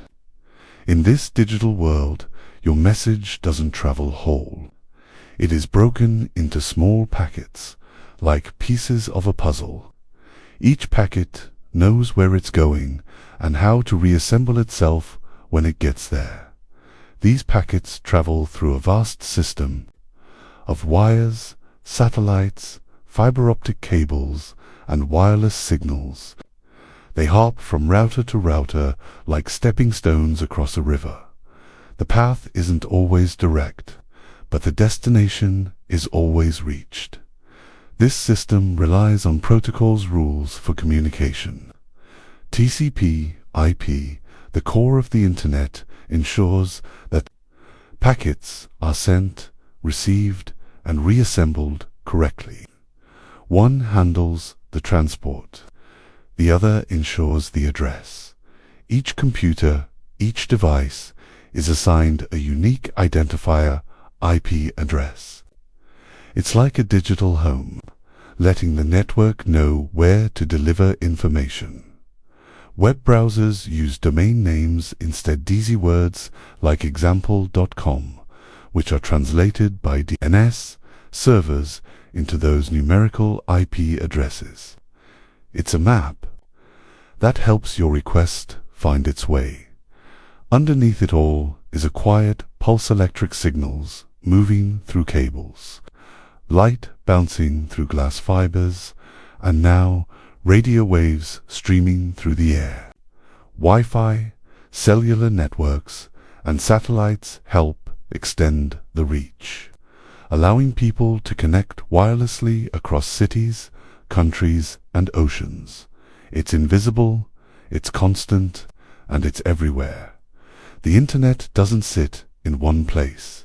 It exists in motion, in packets, in pulses, in code. The arrival of the internet didn't roar into homes. It crept in softly, through dial-up tones and blinking modems. At first, it was slow, uncertain, but even then, something had shifted. Email changed how people talked. Letters once took days or weeks. Now, words crossed continents in seconds. Family photos, once developed and mailed, could now be scanned and shared. Friends wrote late at night. Lovers sent quiet notes. Colleagues exchanged ideas before sunrise. Then came chat rooms and forums, places where strangers spoke like neighbors. Questions found answers. Stories found listeners. A teenager in one country could talk to another across the world. United by curiosity, search engines appeared, opening the door to infinite libraries. Every topic, every question, every details suddenly searchable. Knowledge became democratized. No longer locked in books or buildings. Commerce changed too. Stores went online. Shopping became clicks, not trips. Music was downloaded. Movies streamed. Libraries became digital shelves. Classrooms expanded into screens. Social networks blossomed. First quietly, then everywhere. People posted updates, shared thoughts, liked, commented. Life began to live both online and offline. Work evolved. Offices became digital. Files moved through clouds. Meetings happened on screens. Remote jobs grew. The line between home and office blurred. And through all this, a habit formed. A reflex. To check, to scroll, to connect. The internet didn't just arrive. It became the background to everything. Today, the internet is not just a tool. It is a world. It's in our pockets, our homes, our cars. Smart devices speak to each other without us. Voice assistants answer questions before we ask. GPS maps our steps. Streaming platforms entertain. As we cook, clean, or rest, we carry it like air. Invisible, essential. Children learn through online classrooms. Patients consult doctors through video calls. Artists share work instantly. Communities build without borders. The digital divide still exists, but it narrows. With each new connection, the net grows larger, stronger, softer. Social movements rise through hashtags. News spreads in seconds. Voices once unheard now echo. The internet holds stories, struggles, and celebrations. At its best, it brings us together. At its worst, it overwhelms, but its presence is constant. The modern world hums with its current. Lights blink in server farms. Satellites orbit, sending signals. Undersea cables span oceans, linking continents with strands of light. And still, it's growing. Smarter, faster, quieter. Machine learning, artificial intelligence, and quantum computing promise a new era. But at its heart, the internet remains what it was meant to be: a bridge between minds, between places, between moments. It began with a simple idea, connection. And today, it connects nearly everything. A quiet arrival, a global embrace, the soft web that holds the world. Flying through the sky, the age of flight. Asterisk: for centuries, humans have looked skyward with wonder. The open blue above was once unreachable, a place only for birds, gods, and dreams. Yet even in ancient times, people imagined what it might be like to rise above the earth. Leonardo da Vinci, the great artist and thinker of the 15th century, filled the notebooks with sketches of flying machines. He studied birds, wind, and motion. Though his machines were never built, they revealed a powerful truth. The desire to fly was not fantasy, it was a goal. Time moved forward, and so did imagination. By the 18th century, hot air balloons began to float through the sky. The brothers in France sent animals into the air before climbing aboard themselves. It was a gentle start, a dance with the wind, but balloons could not be steered. Flight still needed control. Then came the 19th century, when dreamers became builders. Men like Otto Lilienthal in Germany constructed gliders and soared short distances. They measured wind, balanced wings, and learned through crash and flight. They paved the way for something new. That something arrived on a windy beach in North Carolina. In 1903, Orville and Wilbur Wright flew a machine called the Flyer. It rose from the ground for 12 seconds. It traveled only 120 feet, but in those few seconds, the world changed. A wooden craft powered by a small engine and guided by careful controls had done what humans had dreamed of for millennia. The age of powered flight had begun. Flight is a balance of forces. To fly, a machine must overcome gravity, move forward, and stay stable. Wings are shaped to create lift.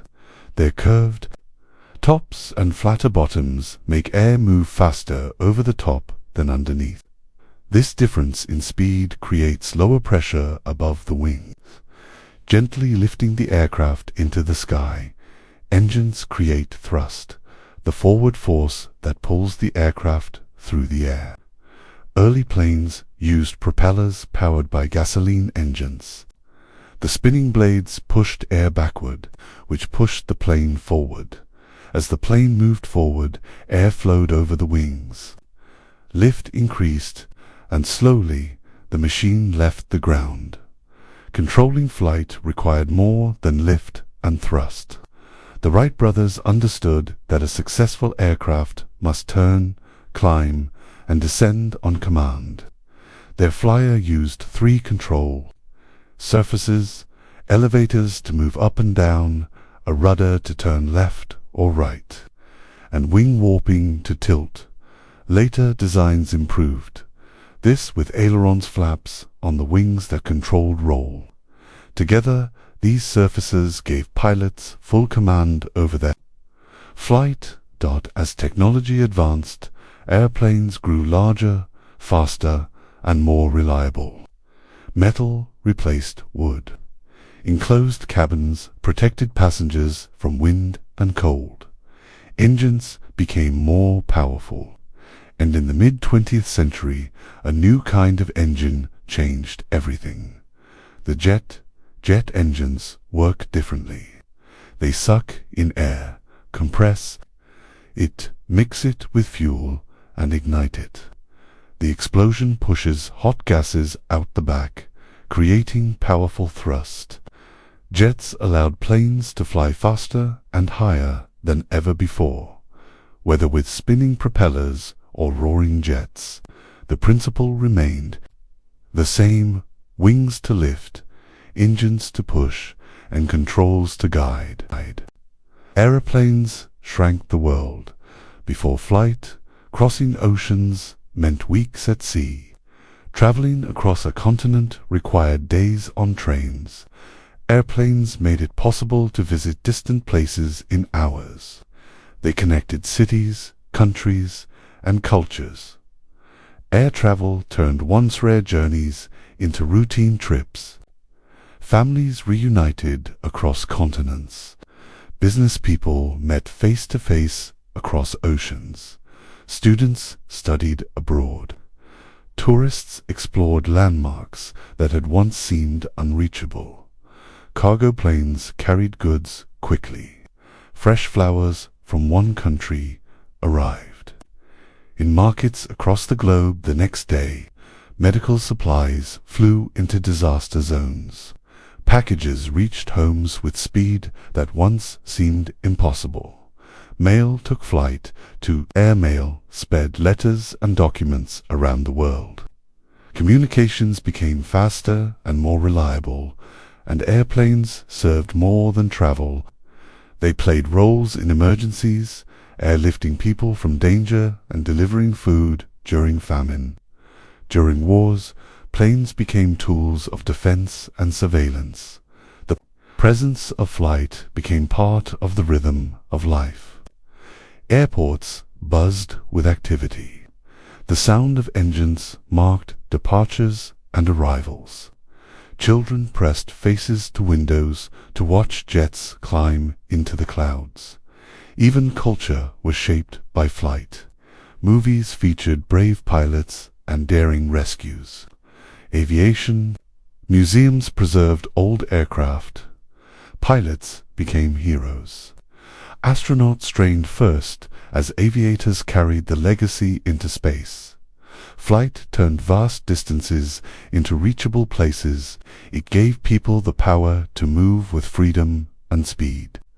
And it changed how the world felt, not endless, but close. The age of flight continues. Each day, thousands of planes cross the skies. They carry people, goods, and stories. Modern aircraft are larger, quieter, and more efficient. They glide across the sky at hundreds of miles per hour, cruising miles above the earth. Some are designed for comfort, with wide seats, smooth rides, and screens that show the journey in real time. Technology has made flying safer than ever. Air traffic control systems guide planes through crowded skies. Pilots use advanced instruments. Autopilot assists on long journeys, where the data is analyzed before takeoff. Precision and safety walk hand in hand. Flight has also gone beyond Earth. Space travel was made possible by lessons from aviation. Rockets climb using similar forces, thrust, lift, control, and commercial spaceflight, once a dream, is becoming real. Yet even as the sky becomes routine, its wonder remains. Each takeoff feels like a beginning. Each landing is a soft return. New challenges shape the future. Aviation seeks cleaner fuels and quieter engines. Electric planes are being tested. Designers aim to reduce emissions and noise. The goal, a world that moves without harm. Still, the spirit of flight endures. It lives in the minds of young children watching contrails stretch across the blue. It lives in airports where strangers cross paths and stories begin. And it lives in the quiet hum of jet engines, echoing the dream of Da Vinci and the courage of the Wright brothers. Flight is more than movement. It is possibility lifted by wings and guided by hope. From sketches on parchment to soaring jets in the sky, the journey of flight continues with every sunrise, every journey, every landing. The engine that changed everything. Automobiles, asterisk, long before highways and traffic lights. The idea of self-moving vehicles stirred human curiosity. For most of history, movement meant walking or riding animals. Carts and wagons needed horses or oxen, but in quiet workshops and dusty corners of cities, tinkerers began imagining something new, a machine that could move on its own. In the late 1700s, the first experiments began. French inventor Nicolas Joseph Cugnot built a steam-powered wagon that could move without a horse. It was loud, slow, and awkward, but it moved. Throughout the 19th century, Steam-powered road vehicles appeared. They hissed and clattered along country lanes in England and Europe. Some even carried passengers. But steam engines were heavy and needed time to build pressure. Roads were rough. Water was scarce. The idea worked, but it didn't take off. Inventors kept dreaming. In the late 1800s, Carl Benz in Germany created a different kind of vehicle. His three-wheeled motor wagon used a gasoline engine. It was simple and light, with a wooden body, thin wheels, and a small fuel tank.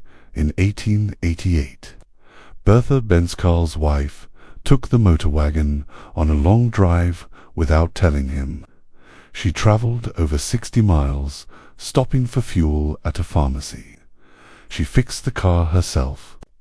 When problems arose, her journey became the world's first road trip, and a powerful demonstration of what automobiles could do. Soon, other inventors followed. Daimler, Maybach, Peugeot, and Ford all began experimenting with gasoline engines and motorized vehicles. Each added something new. The race had begun. Early automobiles were mechanical puzzles brought to life. They turned fuel into motion using engines powered by controlled explosions. The gasoline engine was the heart. It worked by drawing in air and fuel, compressing them and igniting them with a spark. The explosion pushed a piston, which turned a crankshaft. That rotary motion powered the wheels.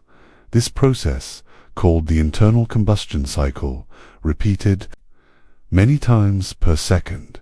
Small engines had 1 or 2 cylinders. Larger engines had 4 or more. More cylinders meant more power and smoother operation. These engines were connected to transmissions, which adjusted the engine's power to the wheels.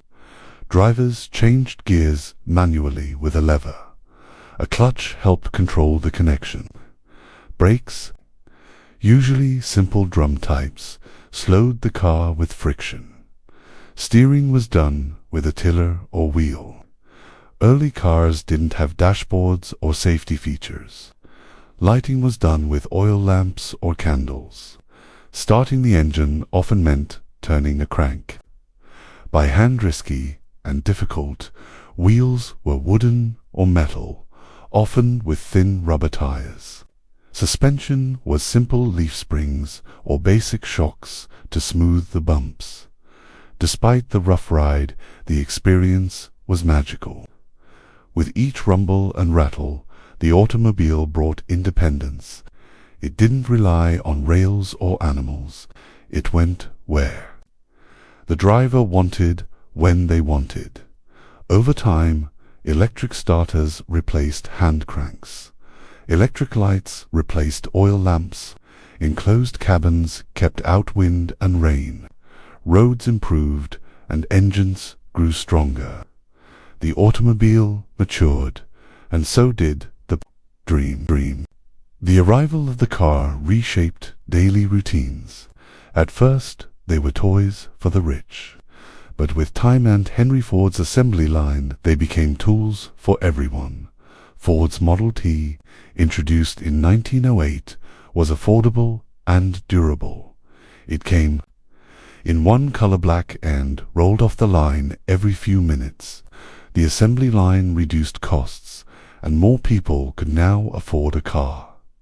With a car, a person no longer needed a train ticket or a timetable. They could go where they pleased, whenever they wished. Cities expanded, suburbs grew.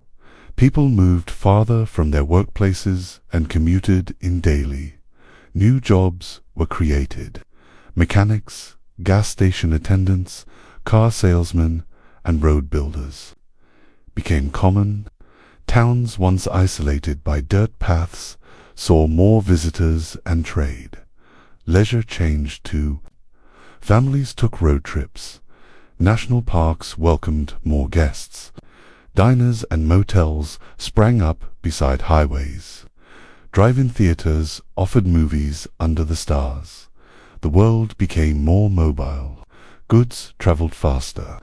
Emergency services arrived sooner. Farmers brought products to markets with ease. Roads became a symbol of progress. Governments paved, expanded, and connected regions. Highways stretched across countries. Signs and signals brought order. The rules of the road became part of everyday life, but there were costs. Traffic, noise, and accidents increased. Air grew. Dirtier cities adapted with parking lots, garages, and gas stations. Still, the automobile meant freedom. It gave people control over their movement.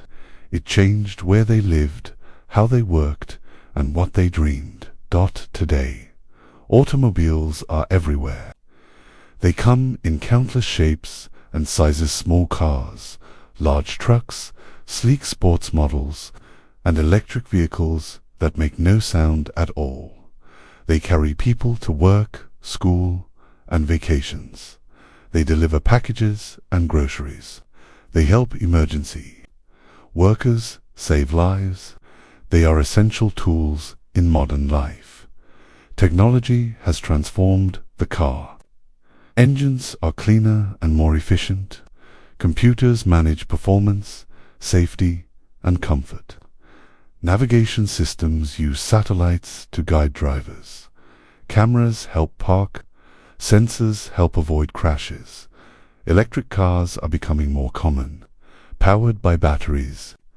They reduce emissions and fuel costs. Charging stations are spreading and designs are improving. Companies explore solar panels, hydrogen fuel cells, and self-driving systems. Some cars now drive themselves using radar, LiDAR, and artificial intelligence. Though still evolving, they offer a glimpse of what's ahead.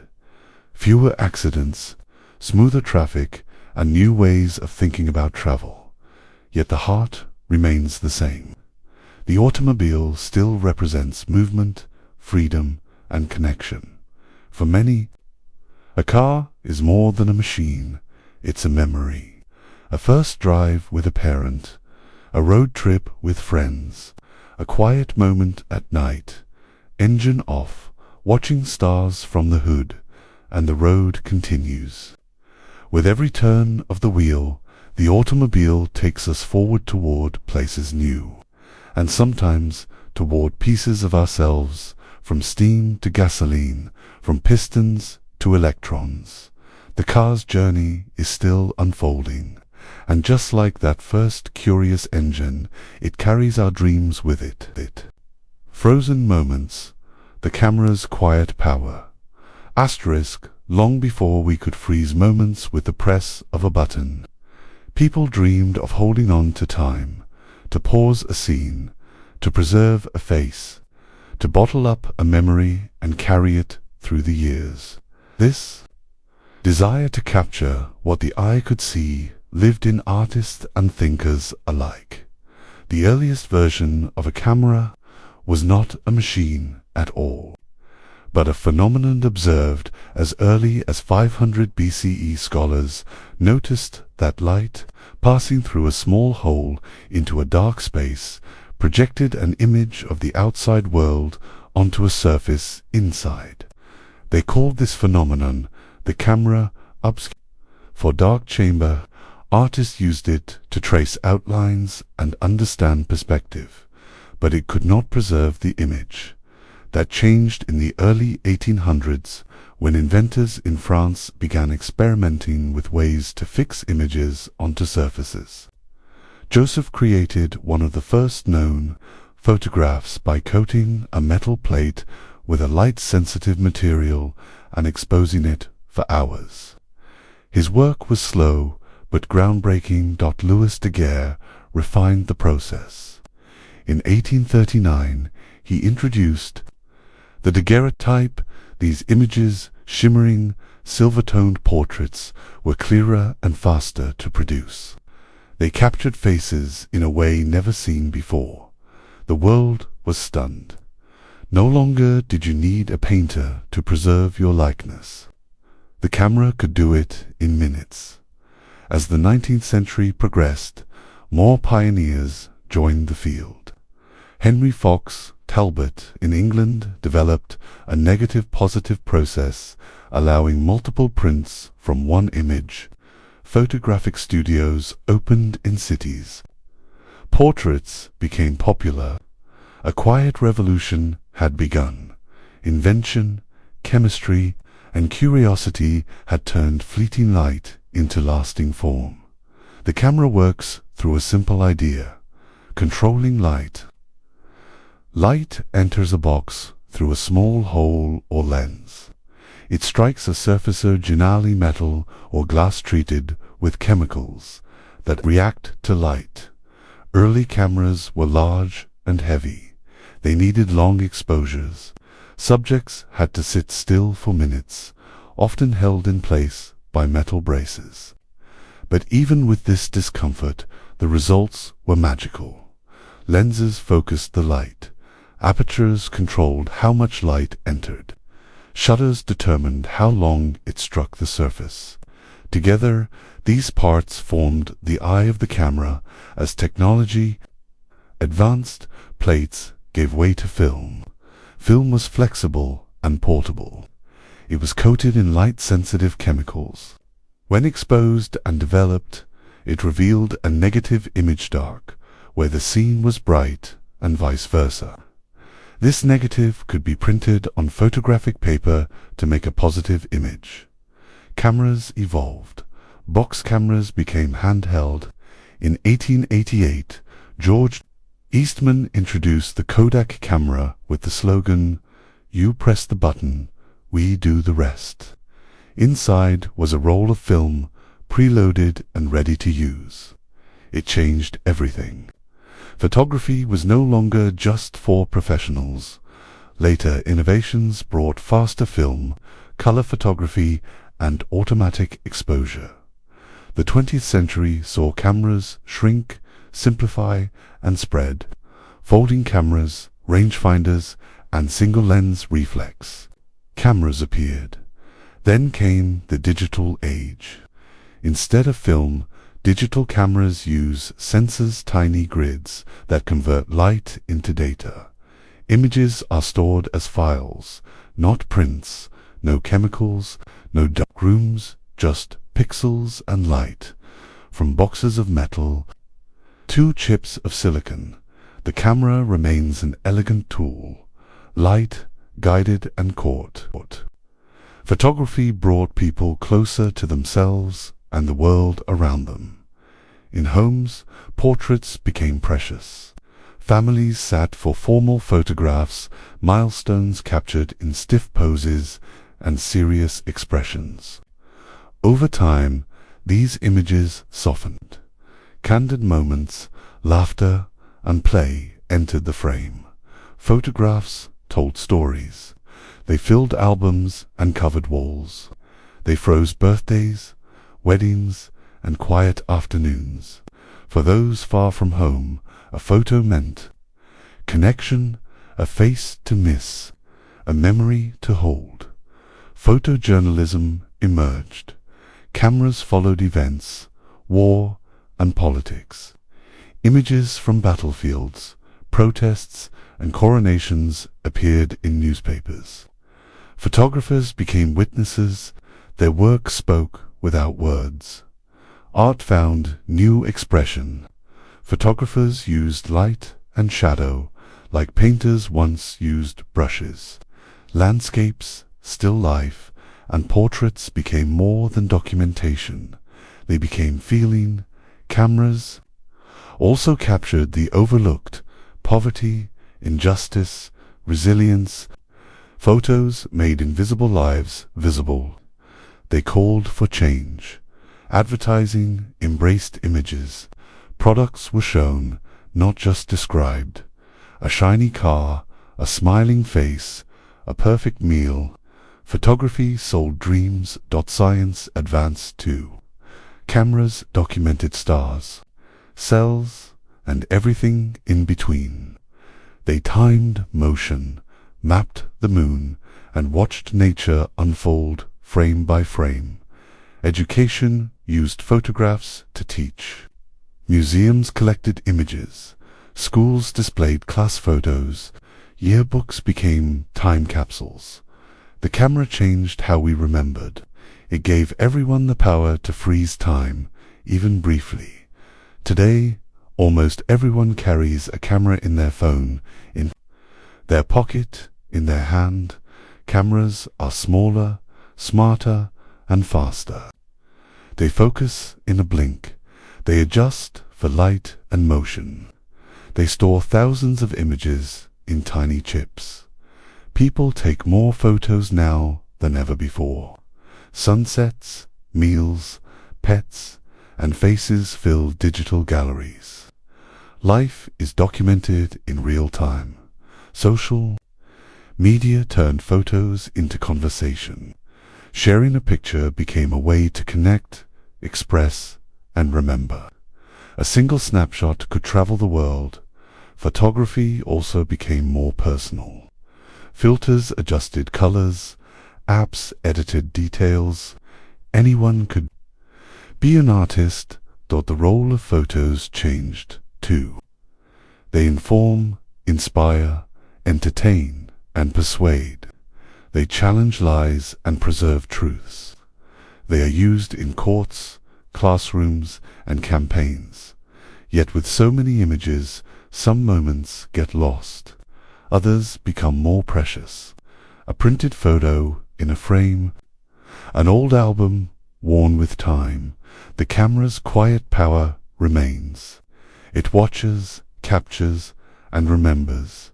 It is a time machine, a mirror, a brush, and a witness from silver plates to smartphones. Its journey is still unfolding, click by click, moment by moment, and as long as light dances and eyes gaze, the camera will be there, freezing time in a gentle frame. Touch screens and silent commands. The rise of smartphones. Asterisk before smartphones became part of our daily routines. There were simple tools, telephones, radios, televisions. Each device had its job, and each one stood on its own. But by the end of the 20th century, the world began asking if one machine could do it all. A quiet revolution was starting. In the early 1990s, devices called PDAs, personal digital assistants, showed us a glimpse of the future. Palm Pilots and others helped users keep track of contacts, calendars, and notes.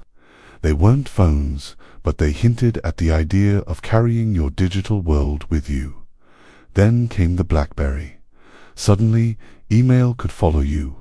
Business leaders typed on tiny keyboards, reading and replying on the go.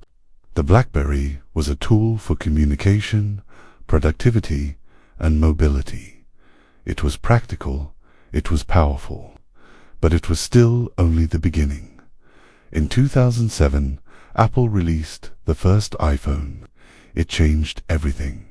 There was no keyboard, just a screen. And that screen could do almost anything. You could swipe, tap, and scroll. You could use the internet, check maps, take photos, and download apps all in one small rectangle. The iPhone made technology feel personal. It was elegant and simple. It brought the future into your hand. Soon after, Android phones joined the movement.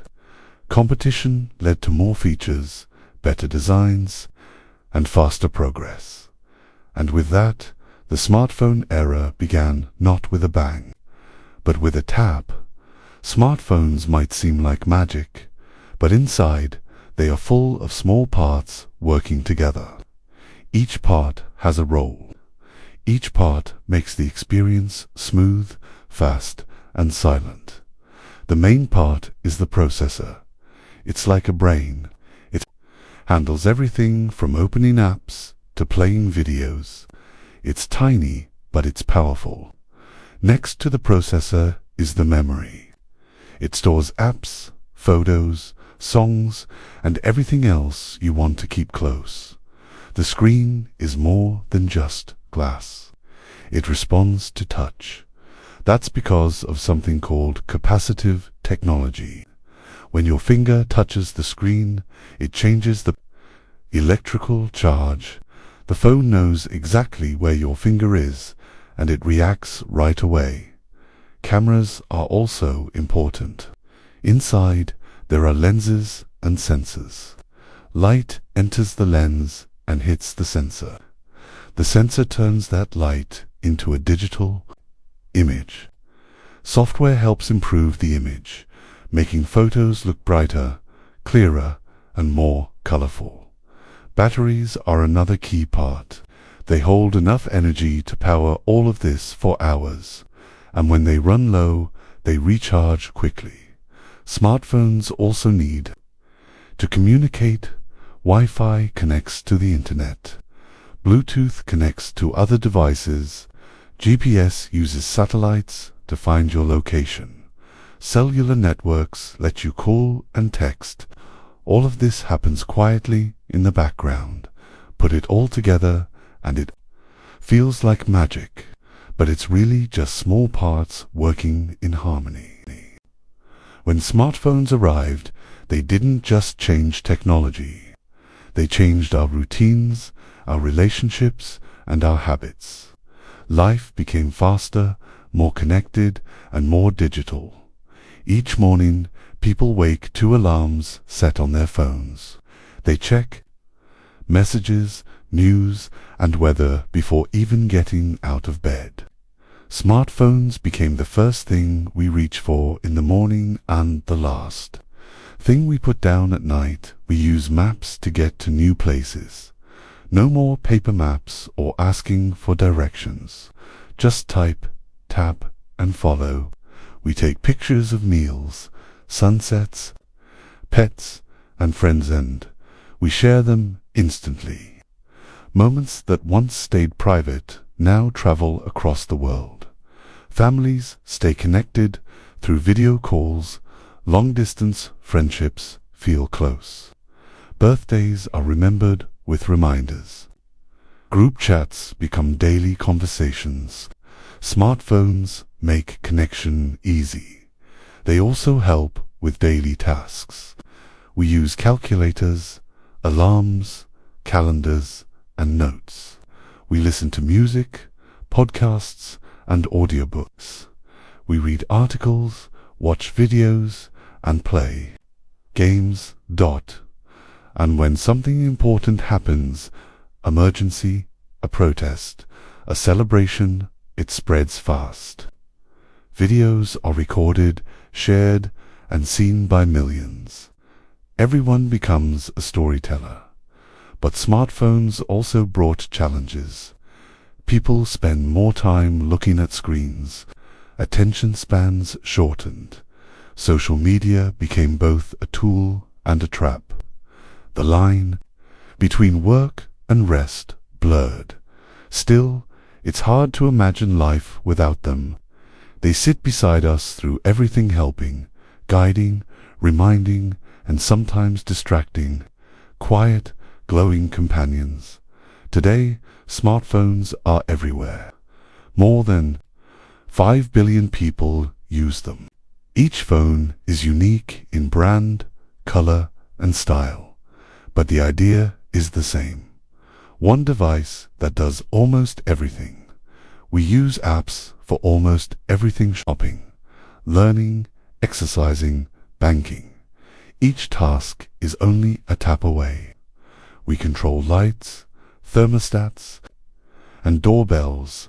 We monitor our sleep and count our steps. Smartphones are also cameras. We take thousands of pictures, vacations, birthdays, pets, food. We edit them, save them, and share them.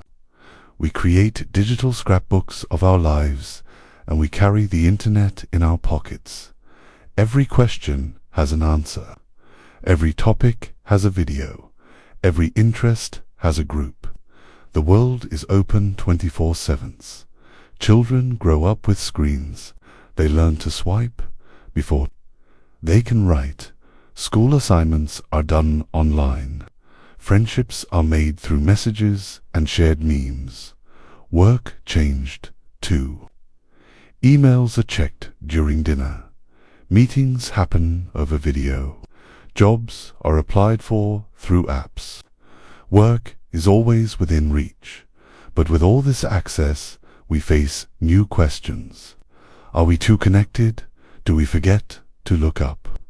Do we value likes more than real smiles? Still, the good is clear.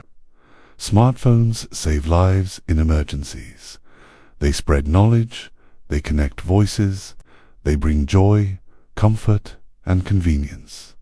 And even now, the future keeps unfolding. Foldable phones, voice commands, smarter assistants. What comes next may be even more powerful but quieter, sleeker, and more personal. In the end, smartphones are more than machines. They are reflections of who we are and what we value. Tools of connection, mirrors of modern life. They changed how we communicate, how we learn, how we live, and they did it with a whisper, not a shout, just a tap, just a touch.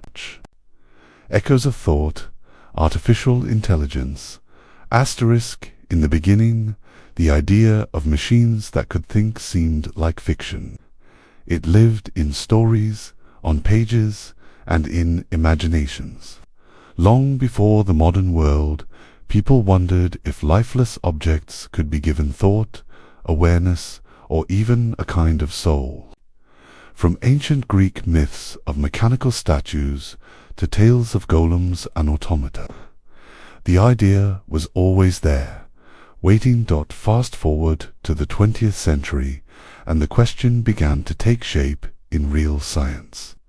Early computers, huge machines that took up rooms, could follow instructions. They solved problems with speed and accuracy. But they didn't think. Not yet. Alan Turing, a quiet British mathematician, asked a simple question: can machines think? He imagined a test. If a machine could answer questions in a way that made people believe it was human, maybe it had achieved something special.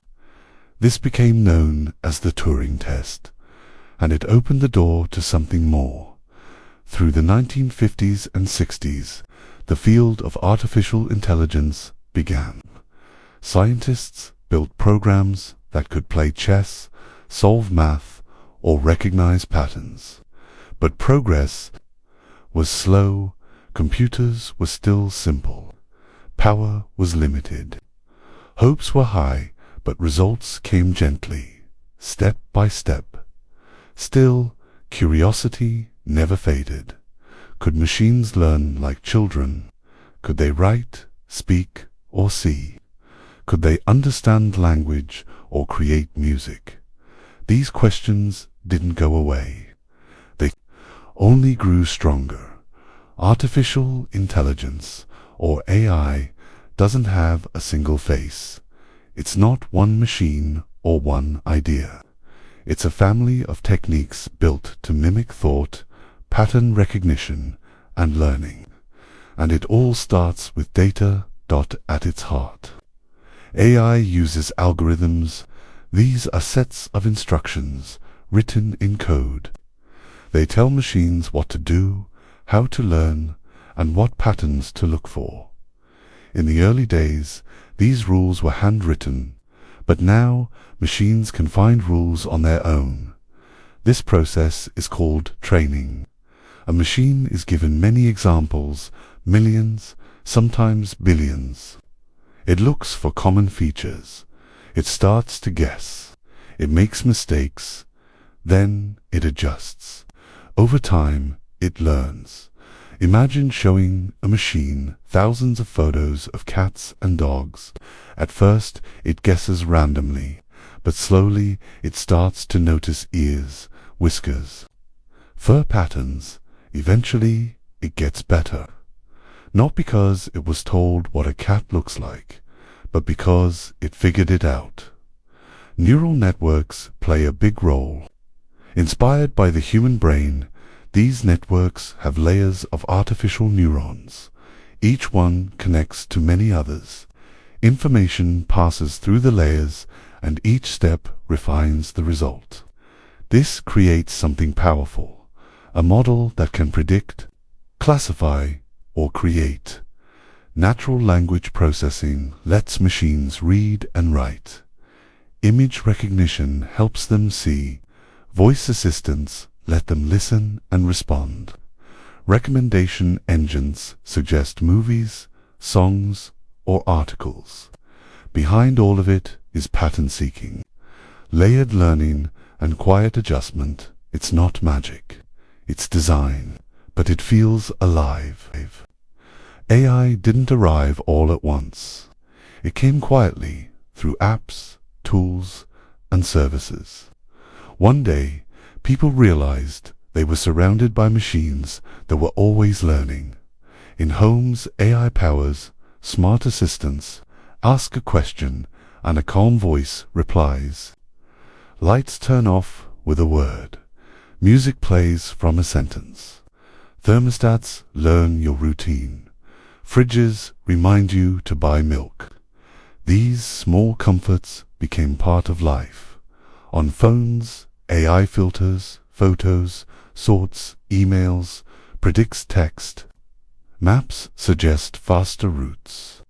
Weather apps offer personalized forecasts. Calendars remind you to stand, walk, or breathe.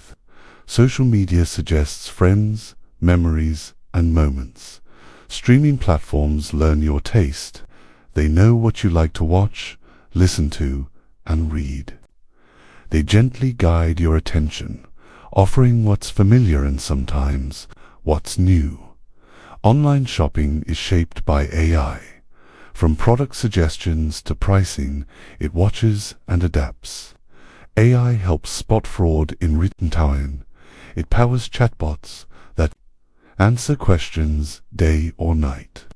It helps warehouses run smoothly, guiding robots to pick, pack, and ship. In medicine, AI assists in diagnosis. It reads X-rays, scans, and notes. It finds patterns that might take humans hours to spot. It offers second opinions. It saves time and sometimes lives. In cities, traffic lights adjust to flow. Cameras monitor for danger. Public transport follows optimized routes.